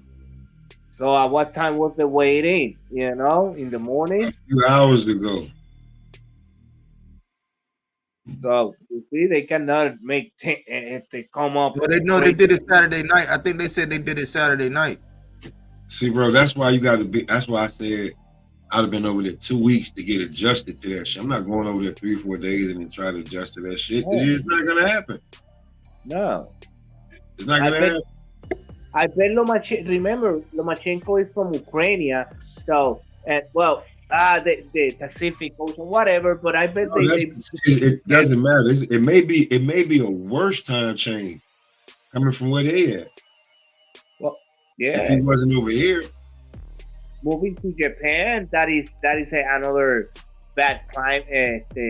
Jet lag, Mexico too for the all that shit, and then get there and just try to train a little bit and get used to the man. Hell no. That's the reason you have to sometimes go with 4 weeks or 3 weeks before and get adjusted and all that stuff. Like the camp dividing too. You do 1 month in your place and then you move all your training camp to the place and train over there another month. if you have the money, because sometimes you don't have the bread and you have to go 3 days before, 4 days before, and just, you know, pray for the best. Yeah, DS. It's Saturday night for us. It's 12:20 a.m. for us, but it's noon for them. That's why they were saying boxing and brunch, or brunch and boxing. I love that idea, man. That shit is dope. But if they want to take it to the American eyes, that they have to do it like that. You feel me? Yo, but it is Sunday over there. Yeah. That's what I'm saying. See, that's crazy. It's Sunday. Yeah. They're half a day ahead of us, basically. Word. Yeah, we're watching what's gonna happen tomorrow. We're watching Back to the Future and shit. Exactly. Oh, You had a fast. I don't even know if you could have a fast enough jet to get you to. You know what I'm saying? Something might be wrong with you if you go through that. Yeah. That's another thing. When boxers go to Europe, to England, and they come from other countries, so they go through a lot of shit, and it's not like, oh no, you went over there and nothing. No, that's a big step. But how you do it against you did it, you know, because that matters too. Yeah, that's what I was saying with Fulton. Fulton didn't go over there early enough. But I'm like, man, when you get millions of dollars, man, all that shit need to be accounted for, man. I don't know. I would take that shit. You ain't gonna catch me because of nothing like that. Because I even think Earl had a problem with that just going to Vegas. I think that was one of the things that was wrong with him. I don't know, man. You gotta acclimatize. That shit matters. I think for every half an hour, you need a day. I think a minimum, and that's the minimum. Oh, Vegas, California, those are desert. Because Nevada is a big ass desert and it's super dry, so that depends too. Remember the state divide, like if you're the coast, you got more humid weather. If you go to the, you know, so that depends too to acclimatize to hard. Facts, BodyWork, hey, cause they good blood, they be alright. I am messing it up. My bad. No, I was just reading DS.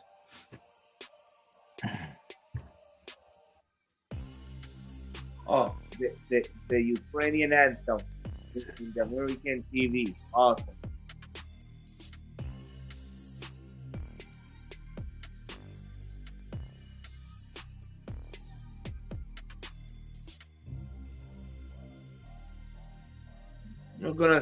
I'm not gonna say what I'm thinking because I'm in a live chat and stuff like that.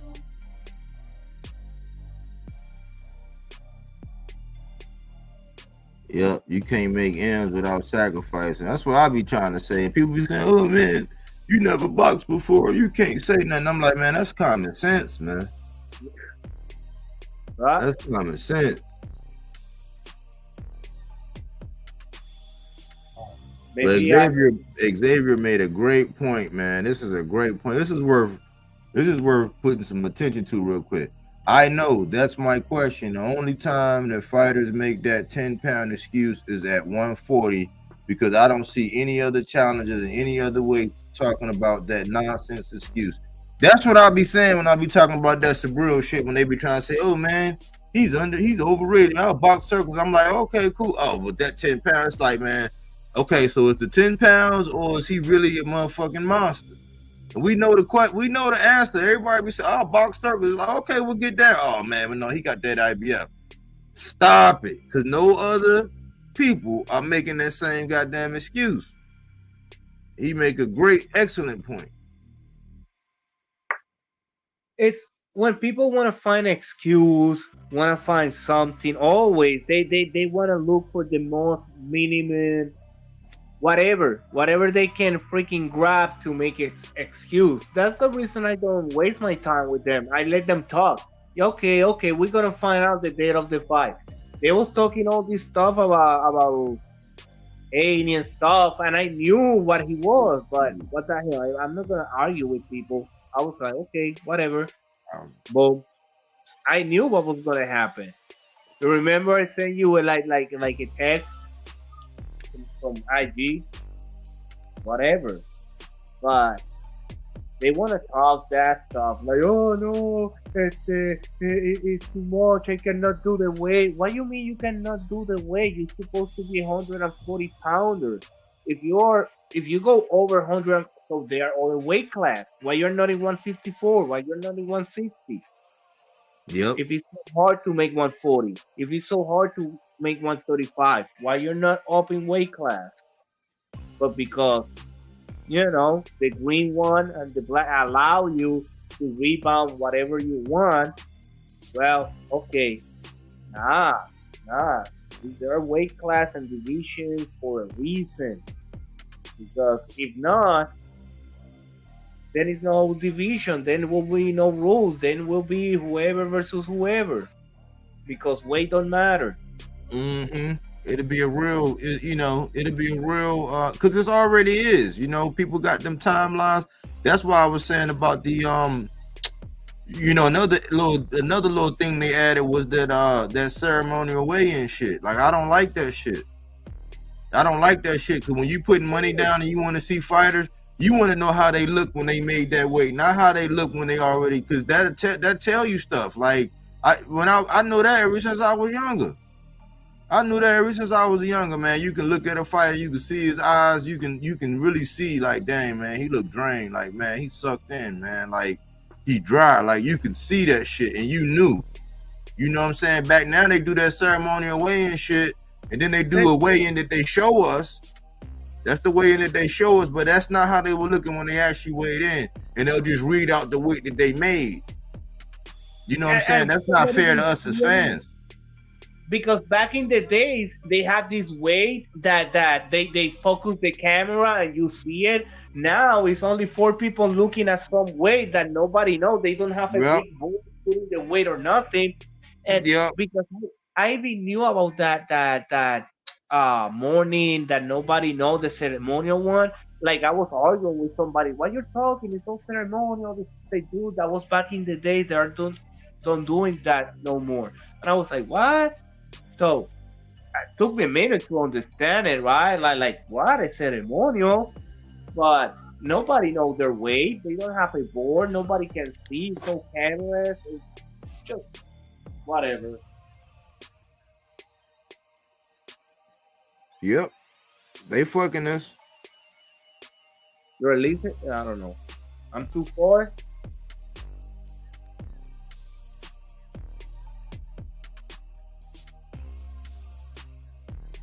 Oh, we're about to start. Here we go.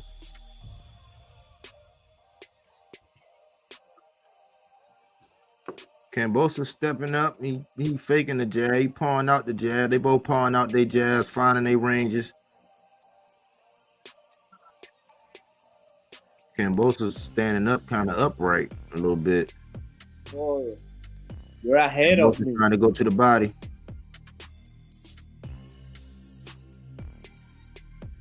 Posing, a whole lot of posing.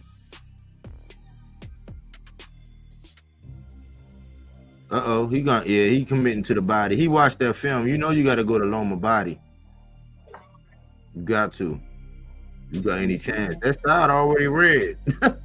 Yeah. Look how they look. Sides already red. Natural. You put hot sauce on them ribs.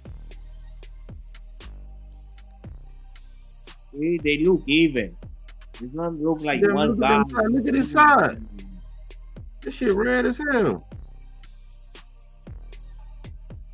Ooh, he's going to that body already. Kambosos is. Come on, Loma. I told you I'd take a little while for Loma to get his engine revved up. He's take him a minute, 1 round or 2. Figure him out. Come on, Kambosos. Make me that Hail Mary. Loma winning the foot battle, though. His ribs are red as shit already, man.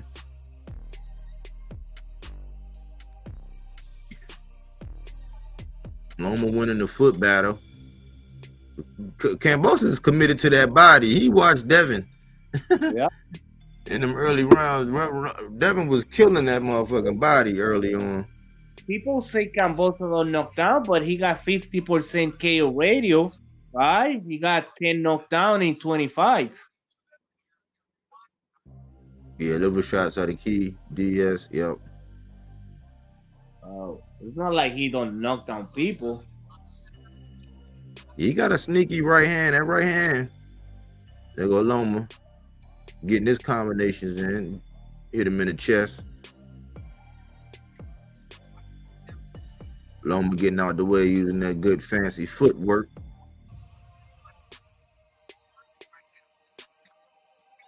$30 seconds left in the fight. They still sizing each other up for the most part.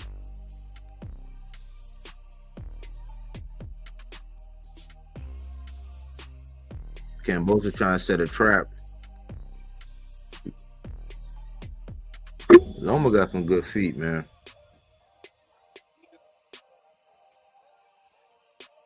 Loma just teed off on him a couple times. Loma nice with that little backstab. Who y'all get that first round to? Who you got? Boy, I'm late. I'm 17 seconds late. Oh. I kind of gave it to Loma. But Kambosos did do good body work in that fight. I mean, that first round.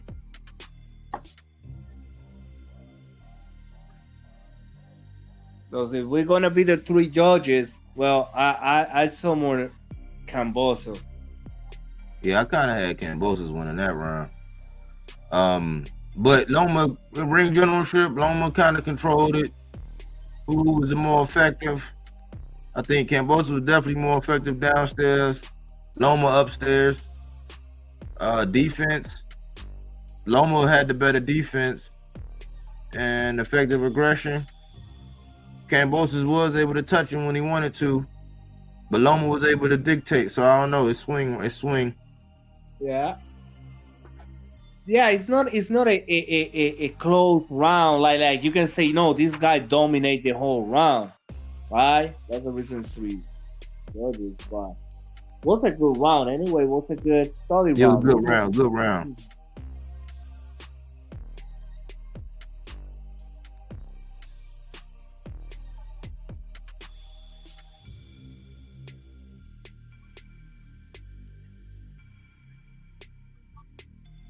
So y'all see that Kambosos physically landed more punches, but Loma had the better percentage. So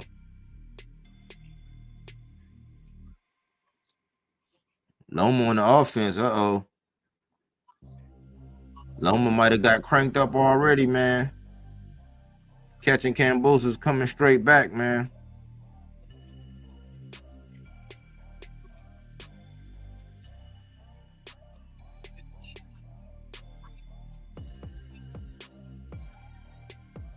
Oh, because they got me the UFC, so that's why.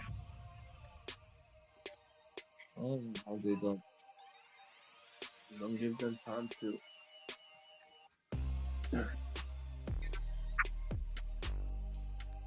Man. Damn. Loma, man, he already landed the left hand, man, straight down the pike, man, at will, man. Yeah, you should be narrating the fight.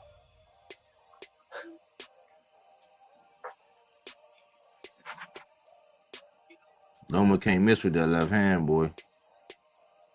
Yeah, I mean, minute 35, and they Loma in there dancing, man. He start to find his rhythm, trying to find his pace, his timing. He's always trying to control the pace.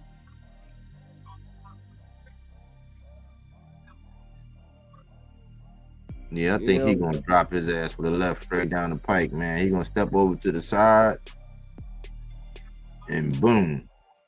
Yeah. Ooh, good body shot by Kambosos, right in the breadbasket. Yeah, both fighters are in the middle, trying to control. He's sticking him to the Kambosos, sticking that body. I think he's trying to go for the long haul or trying to bait him. That's what he have to do. You can do it. Man.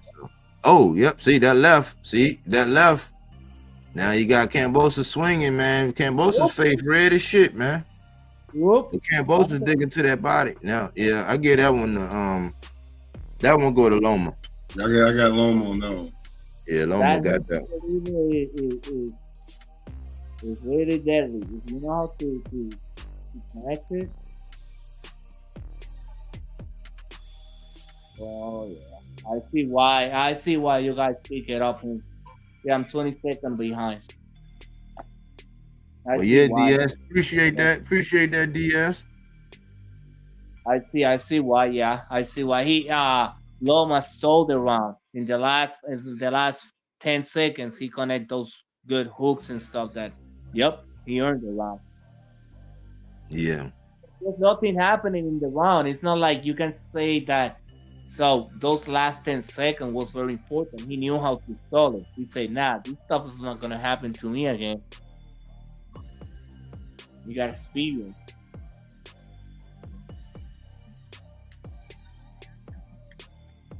I know one thing. Loma can't miss with that left when he line it up right now on Kambosos. He got Kambosos kind of frustrated, but Kambosos is definitely sticking to that body. Lomachenko was 27%. And this time he actually physically outlanded Kambosos 41-33. See that left hand again. But Kambosos is finding in that body. Yeah, he is. He's making. Kambosos got to keep that stick out there, not just a distraction, but he got to stick that stick out there for Loma, man. You can't let Loma come in there unencumbered. Put some traffic out there, something, man, some real traffic. You trying to do the little 1-2s. I'm not sure if that's gonna work with Loma. This is a fight of technician, not fight left. of. He popping him with that left. He stepping over and popping him with that left, man. Yeah. He gonna go down to the body and come up to the head one time. Yeah. Each boxer is trying to find the mistake of the other. There you go. Kambosos trying to get a little offense in there every now and again, but I don't think it's enough offense right now for Loma. Unless you're just trying to wait him out.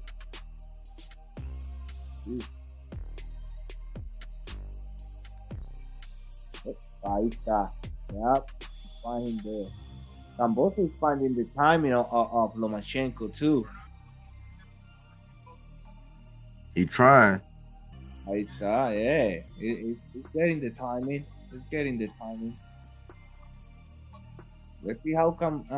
Let's see if the fight pass round. He going to that body, man. He getting the warning. He telling him keep it up. Keep the punches up, Kambosos.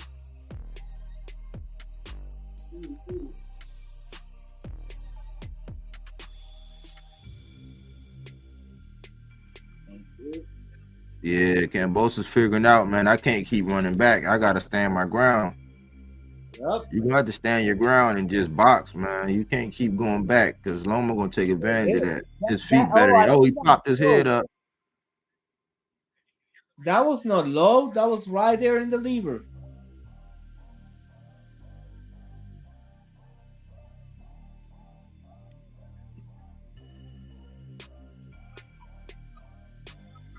He's still going to that body.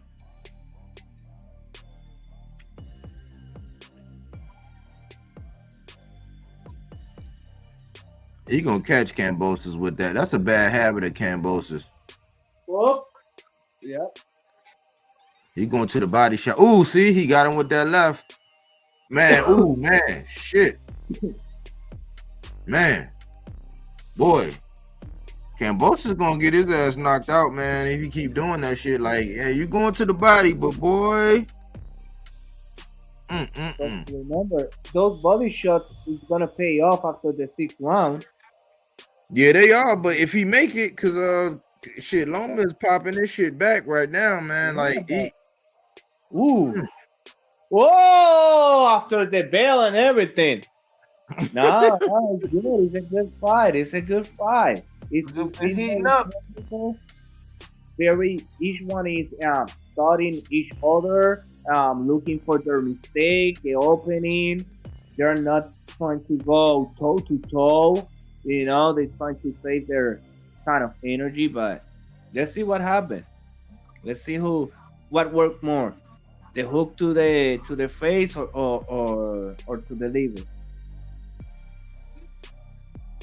Loma is betting in the face, and Kambosos is betting on the body. Yeah, you can't pump your chest out when you fight somebody like Kambosos. That's what Borico said. Yeah. Yeah, because Kambosos, he's sneaky, man. He a little crafty when he wants to. And when he get real aggressive, he can cream you with that right hand. He can definitely clock your ass with that right when he line you up. You're a Russo. You have to show your shit. He trying to check. He trying to catch Loma with that check hook now. They box. This is a high speed chess match of some sort right now, man. Yeah. That's what I was trying to say. A chess match. Perfect. Yeah.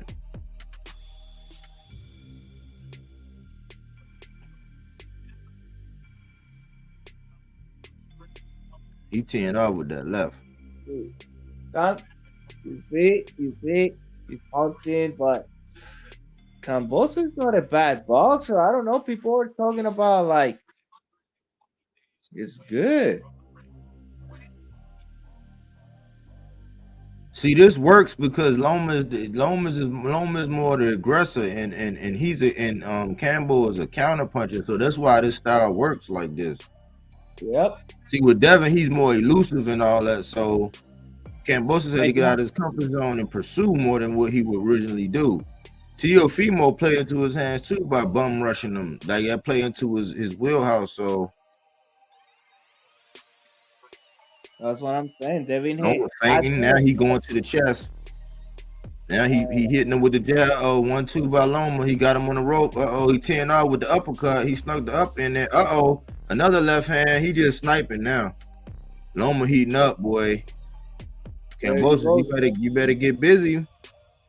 You better get busy, boy. I told you what Maxie Hughes did to that man, boy. Loma got this man busted up already. Maxie Hughes look, he like left, right. Hey. You know, he was moving back. There you go, Cambo pushing forward. Now he three rights by Loma. Loma playing around now. He pivoting around. He tagging him with that left. Whoop. It worked again. It worked out. Sneaky right uppercut by Kambosos. Kambosos, you better stick that jab out, boy. And he got a bad habit, man. When he swing that right, he bring his right foot forward, man. So he got to reposition himself, man. Ahora, Loma started to warm up now. Now he's starting to have fun. Kambosos letting Lomachenko have fun in the ring. That's the worst mistake. Look what I said. Always, DS. People be getting on me to you never boxed before. I be like, man, so I can't say that Tim Bradley's annoying, man. Tim Bradley, Tim Bubblehead. Annoying. I can stand this one. The guy that I never remember it, but it's really small. That Italian name. Poli. Oh my god, dude, you're the boxer that nobody remembers. You're the boxers that you have no memorable fight. So what the hell are you talking about? Yeah, he be annoying, man. But you know, a lot of the stuff Paulie say, he's saying it for sensationalism. Like he do that a lot. We back on once again. This song.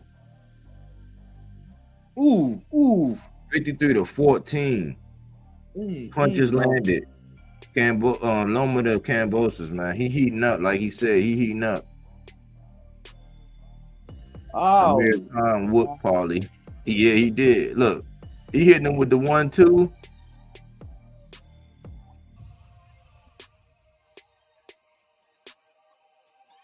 Yeah.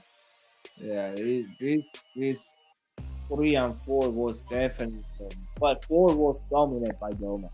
That one he dominated before. He don't stall it. He dominated. Ooh. I don't like that bad habit Kambosos got, man. Now he's sticking to. Oh man, that left, man. That left. It's like a magnet, boy. He's popping his head back, pivoting around, getting out. He dancing. Loma in there dancing on this man. Kambosos still going to that body though.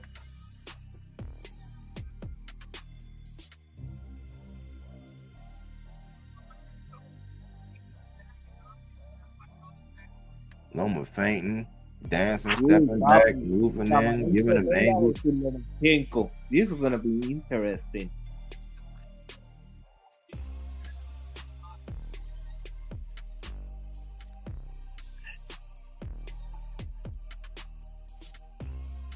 Esta libre. Eso es. You see, but in this round, Kambosos is not getting caught like last round.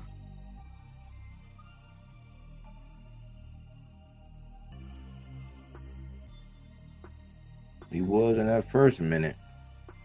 Yeah, but now he's like better out. You see? Now he's taking the lead. Now he because he got to get some offense off because he getting behind. Now he pumping his jab. He been needed to do that.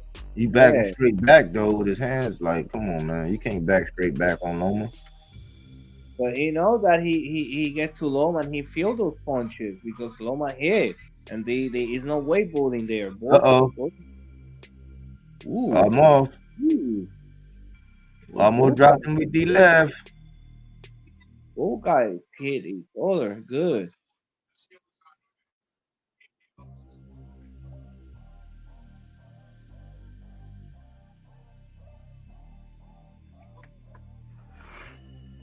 It's not a bad round for Kambosos. Well, whatever. Probably Casi, but he oh, Kambosos, that's good, Papi. Kambosos looks busted up already, yeah, man. He was doing it good till he get confident. You cannot get confident with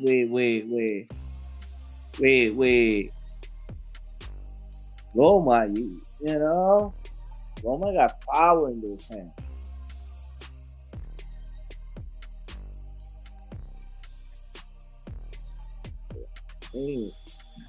Why can't fuck him up? Kambosos' face red as a beet, man.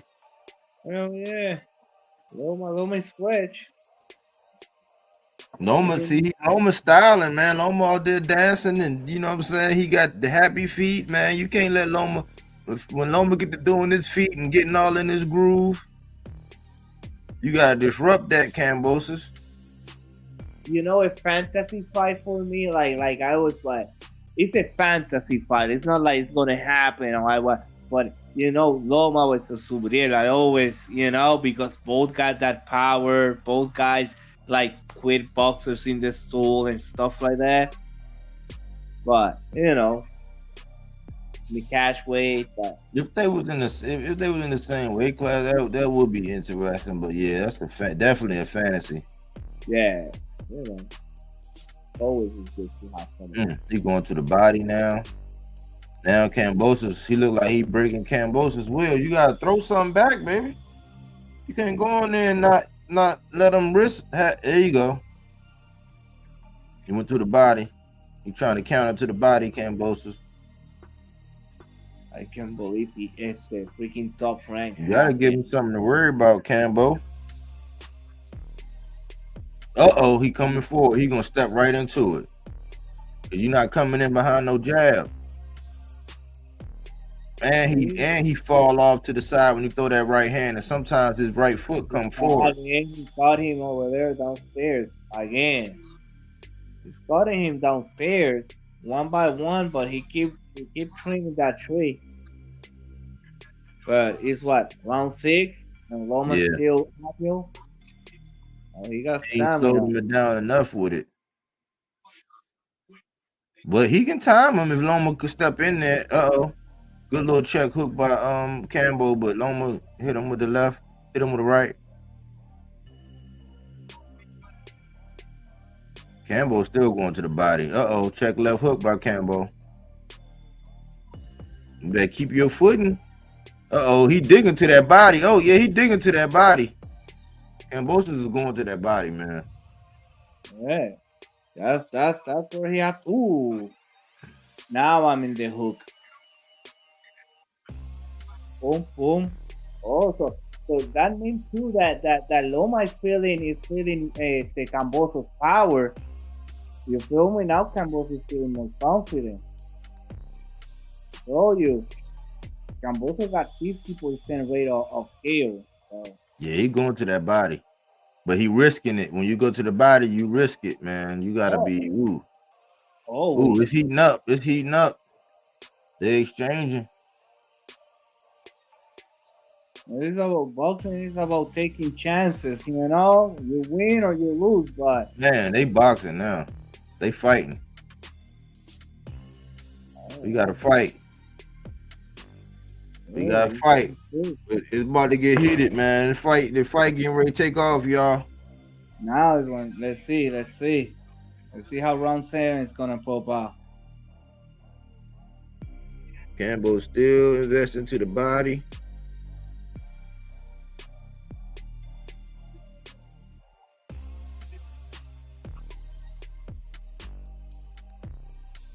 They might have, I don't know, man. I think. You know, this one I give it to Cambo. Like that. Yeah, it looked like, man, it looked like he got to really cream you. You got to either run into it. But yeah, Kambosos, he got, I guess it's respectable. It's respectable. Unless you don't deserve to be in a ring with him, then he can get you out of there. But it's respectable power. He did drop T.O. But Sandor Martin dropped T.O. too, and he's not a power puncher. It was more of an off-balance shot. They back at it. Lomachenko is 51% in power punches. 51%.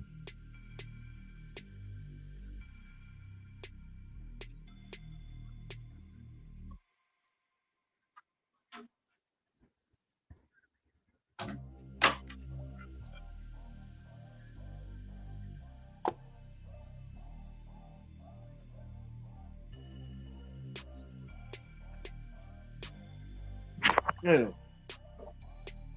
Was always 7. In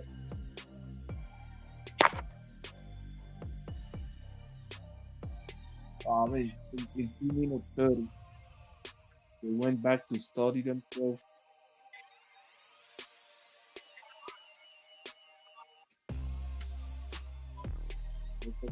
Kambosos is going to the body a little bit. Loma stepping in. Loma look like he getting ready to try to step on the gas on this man. Man, Kambosos got some pop. What do you mean? T.O. is one of the worst champs I have ever seen. I don't get the hype. Yeah, between his mental, you know, T.O. get mental, but he's up and down. He rise and fall to the level of his competition. He is a good boxer, but do T.O. went down versus Kambosos? He did. Okay, so then how T.O. don't have, how Kambosos have no pop?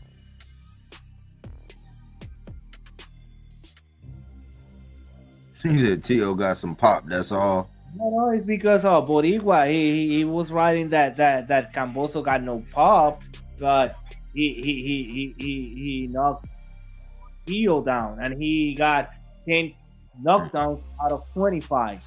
So that means he got some pop. Now Loma went to the body.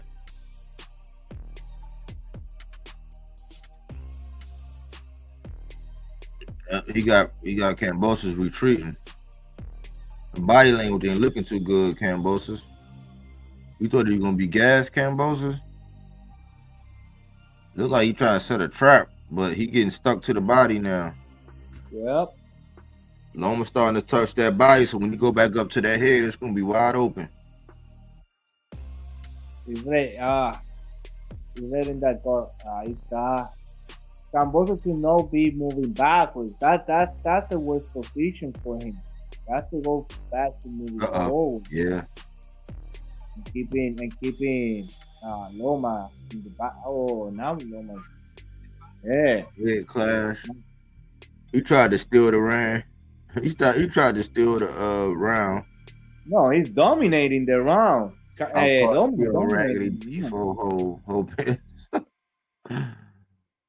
Loma got caught with the level hook and it didn't phase him. Yeah.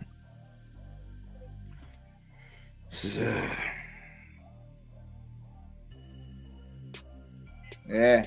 He tried to defend himself those couple punches, but yeah. Loma dominated this round. Like Kambosos let Lomachenko ride the whole round, you know? Lomachenko was in the driving seat the whole freaking round. That's what I'm saying. Like when you're in your weight class, you have stamina, you have speed the whole round. When you're doing weight bullying, after 6-7 rounds, you're out of gas. And then you see them grab, holding and dragging their feet and gosh, awful.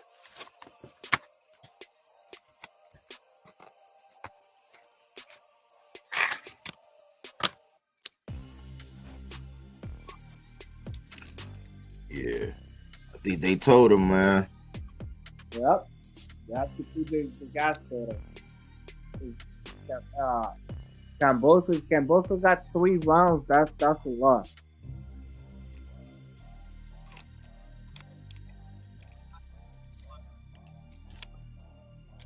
Yeah. Yo, BodyWork Boxing, what up? 10-2K, salute. Thanks for joining us. Shout out to Yoish referee. Salute to everybody. Man, Lomachenko just drawing all over the canvas, man. Oh yeah, he's letting Lomachenko ride go in the forward, you know. Yeah, man. He footing the and he backing straight back too, man. Work that lever. As soon as Kambosos touched the downstairs, Loma moved backwards. Yeah, you got to go to his body. That's what Salido did. That's what Teofimo did. That's what Devin Haney did. You got to go to Loma's body, man. It's not easy, neither. It's not. It's not. Move forward. Not move backwards. Move forward. Loma going to win this fight. Cambo looking tired already. Yeah. Papa, what do you think? That Ukrainian hit, you know, and he's fast. But Kambosos isn't the trash that people are selling. This fake nukes gas and stuff. No, Kambosos is trash. Kambosos is, are you crazy? Look how he's been boxing and stuff like that, and it's not been like a slaughter. You feel me? Like it's been methodical breakdown so far, but Cambo been getting his thing in the body. Oh, but yeah. Loma can hit him with that left hand whenever he want to. Yeah, but Loma is, let's see, like Loma is one of the greatest boxer of this era. You feel me? Like I don't care what people like if you see his career in this period that he was, he accomplished since the amateur to the professional. He accomplished, man, look at what age and he's competing for a world title. You feel me? So credit to credit due. But Kambosos is there. You know what I'm saying? He's fighting. But yeah, Loma is gonna take over, whatever.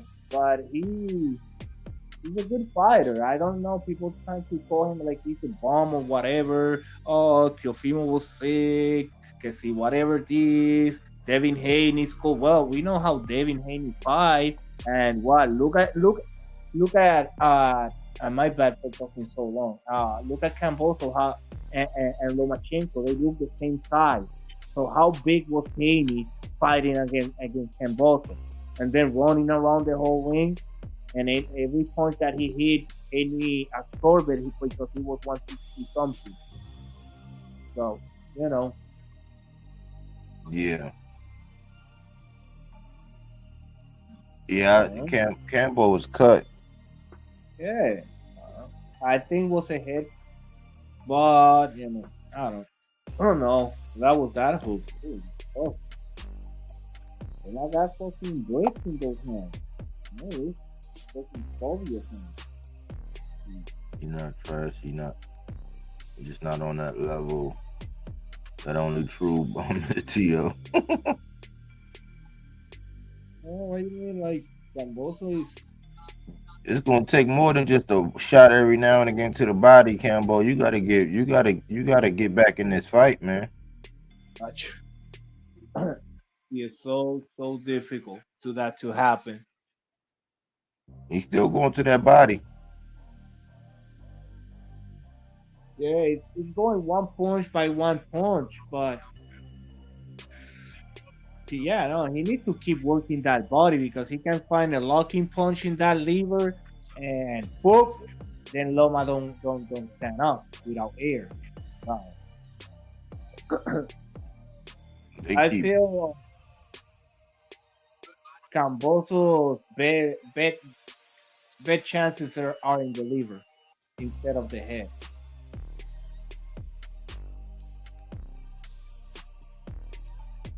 Ooh. He's trying to stab him with that right to the body. But Loma just touching him. No. Death by 1,000 cuts. Actually, that cut and the driving foot. Loma doing the Chinese water torture. He's just touching them.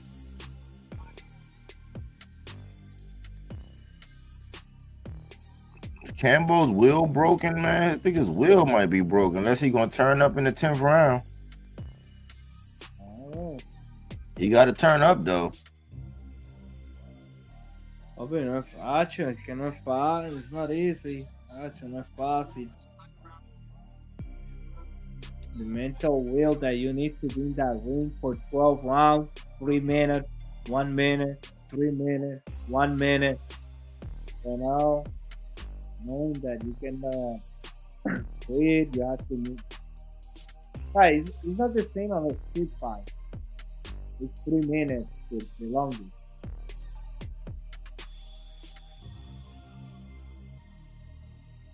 There you go. Good exchange, Cambo. He's still going to that body. It's just too little too late, Cambo. Cambo keep trying to steal these rounds. Boy. Most close rounds.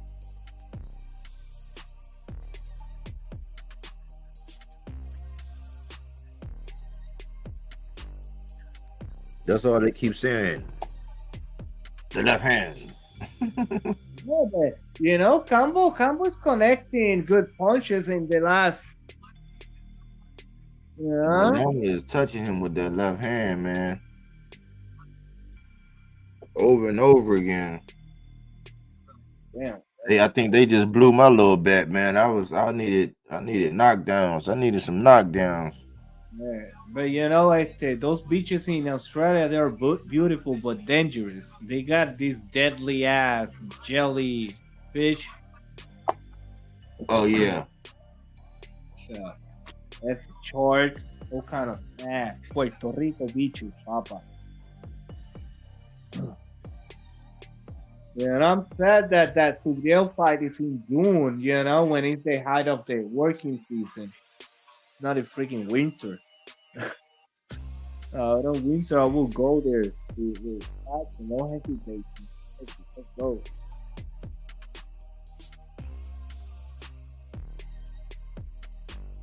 He said, "Yeah, I lost my buck." Yep. I needed some knockdowns, man, in some certain rounds, but I don't know. Let's see if that Cutman know what he's doing. Ooh. Now he's bringing the jab.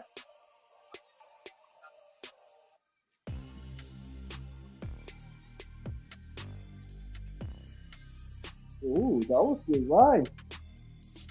Yeah, see, everybody knew he was gonna probably go to a distance and have a decision, but yeah. Lomachenko's not like a. Let's see. it can still happen. It's a minute and 46 left. Yeah. 20 seconds behind. 7.5 minutes left in this fight.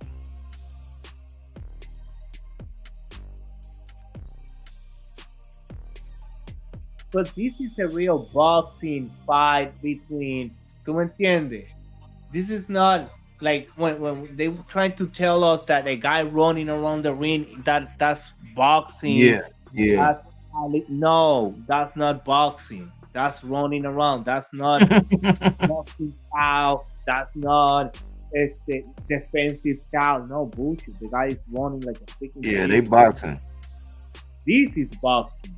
This is a pure boxing or whatever you want to call it.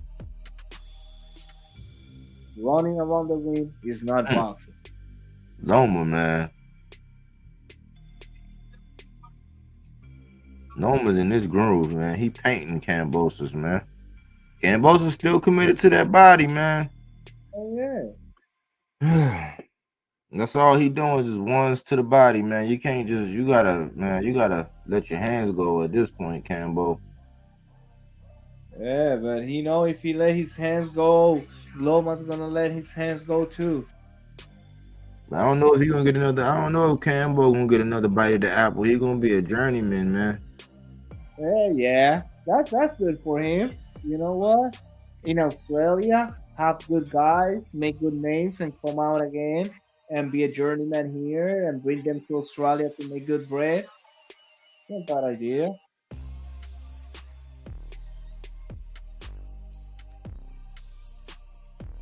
This fight is giving good credit for him in Australia, even if he lose with that card, running 12 rounds with Vasily Lomachenko. Come on, man. Look how Devin Haney went to 12 rounds with Ryan Garcia, and look how Kambosos is going 12 rounds with Vasily Lomachenko. And Kambosos look way better than Devin Haney versus Lomachenko.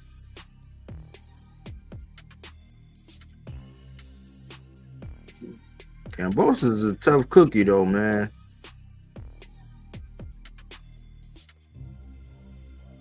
He always was, but as T.O. put him on the map.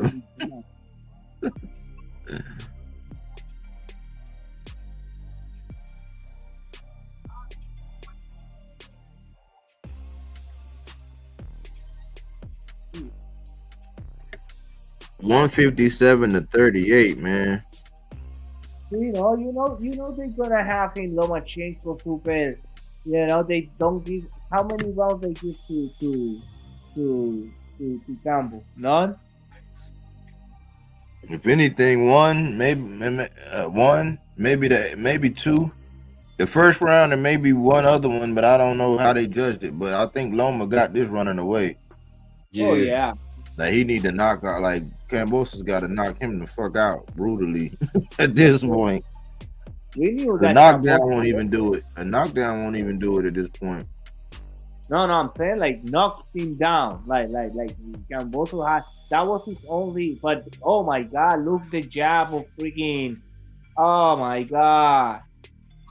Now Loma is confident and he's throwing that jab, and that jab is finding the eye of Campbell. Yeah, he hit him like it. He hit him in like it. You're back? Yeah. Loma's in the meantime he feel like it ain't really much you can do. Lomachenko up on the card. Yeah, he way up. Cambo need a knockout, man. I mean, yeah, Kambosos need a knockout. Like 3 knockdowns. What y'all think gonna happen? Cambo needs to survive one more round now at this point and look good. Ooh, I think to say that jab of freaking, I don't know. And then he throws that right under. Wow! Damn, Loma got those fast hands. Ooh,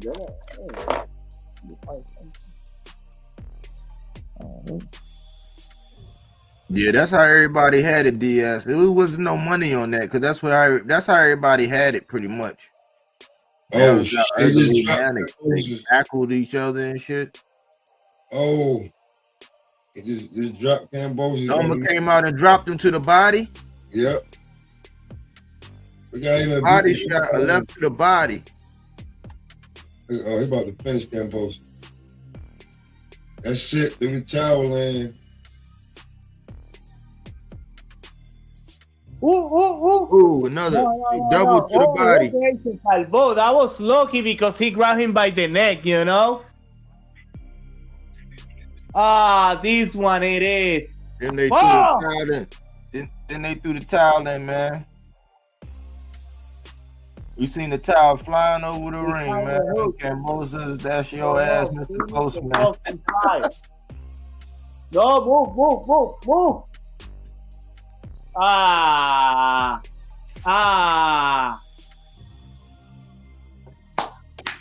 Almost back. That punch in the liver is devastating. He was not even the freaking referee don't even give it time to recuperate good from that liver shot. And as soon as Loma is a pro, cabrón, that's a veteran. He knows what to do. Just throw a couple punches and the referee gonna stop it. I'm gonna tell you what he did. When you get somebody hurt, first thing you do is go right back to the body. Everybody see most people when they get somebody hurt, they go head hunting. As soon as you get somebody hurt, you get them back to the body. Especially if you just drop them to the body, you go right back to the body. Back. Because if you knock him in the head, when he wake up, he's still busy. That he don't know where he's gonna be covering. So hitting in the liver, that is a bigger space to hit. It's a bigger. And it's delayed reaction. So when you go to the head. Yeah, because then he's gonna drop the hands to protect the body, and then you go up, boom, you knock him again.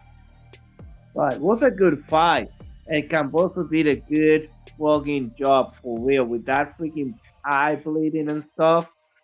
11 rounds. I thought he can finish the 12 rounds, you know, but that hook to the liver. So, you see the first one when he grabbed him by the neck, that was a hook, and he was dizzy already. That's the reason he grabbed by the neck by bringing. Yeah, that was a good fight, man. It was a good fight.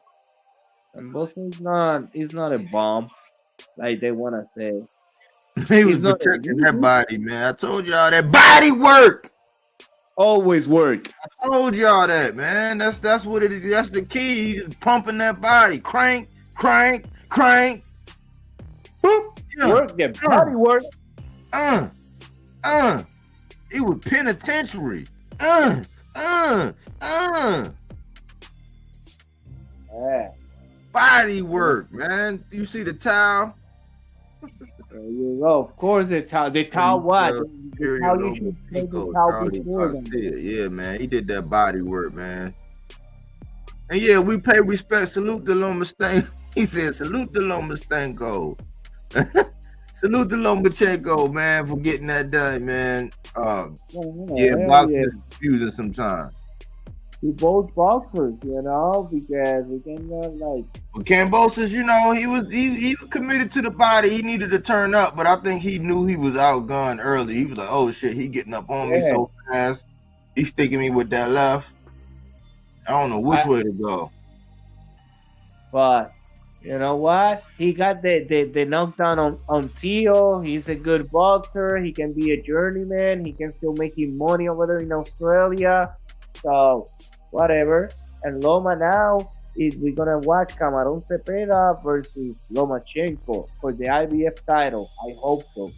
Those are my bets. Because I hope the IBF today, they roll down and say, "No, Papa, I got you the first, your number one contender by December or March next." I don't know. Yeah. Let me see. You have to commit to getting knocked out if you want to win. Yeah, you got to take risks, man. You got to take risks, man. The great ones, they take risks. They calculate a risk, and they figure you out, and they know when to take that risk. But yeah, you got to take risks, man. The great ones take risks. Look at that place. Tell me when Top Rank got a place like that, fill up like that in the USA. That's why they go to other countries, because it's more people, more pay, more fans. You cannot But anyway, it was a pleasure, see you in the next one. Yeah, man. Shoot, they don't really do it like that, but yeah, that's why you right. That's why they go for them, but their business model was different. But yeah, man, thanks for coming through and kicking the Melazar, man. It's always a pleasure, man. All right, take care. All right, man. Have a good evening. Yeah, y'all. So, hey, we established something in the kingdom. Lomachenko, he's now the ruler of the IBF kingdom. And DS, thanks for all the support. Absolute excellent show. I appreciate that. I got the BodyWork Boxing KO. All right, 10-2K. Salute. Thanks for coming through. But yeah, we got the kingdoms established, man. Only kingdom that's not established is the WBO, and that's going to be Navarrete and Baranchek. But right now, Tank got the WBA, Shakur got the WBC, Lomachenko got the IBF. WBO is going to be the winner of Navarrete and Baranchek. And Frank, Tank got a challenge in Frank, and Frank gonna get his bite at the apple. We got Zapata barking on the door. DSA IBF rules are the best. Yeah, you see the most disciplined fighters under the IBF. That's why I put them up there. I put them way up there because you got to be disciplined, man. All that weight stuff and having all the advantage and being able to balloon up and all that outside of the unification, that'll tell you who's the most disciplined. And like my man said, I smashed that like too. I appreciate that. I really do. Appreciate that, Boricua. Good show, bro. I appreciate that. Facts, 100%. But yeah, man, thanks for everybody who came through and showed love on the show and showed some support. I appreciate if you hit the like button, man. We just had a good time today, man. It just felt like we were just kicking it, man. We were just sitting around, just chilling, just kicking it. And I appreciate everybody who took the time, man, to support your boy today, man. It means a lot. It says a lot. I don't take anything for granted, man. And I'm going to continue doing my thing. But thanks for tuning in here at BodyWork Boxing. But we don't take things for face value. We do that body work. He didn't want to box. He wanted to actually prove that he could punch with you. He was like, what the fuck is this nigga, right? Oh, okay, you want to go to sleep. You tired. Welcome to BodyWork.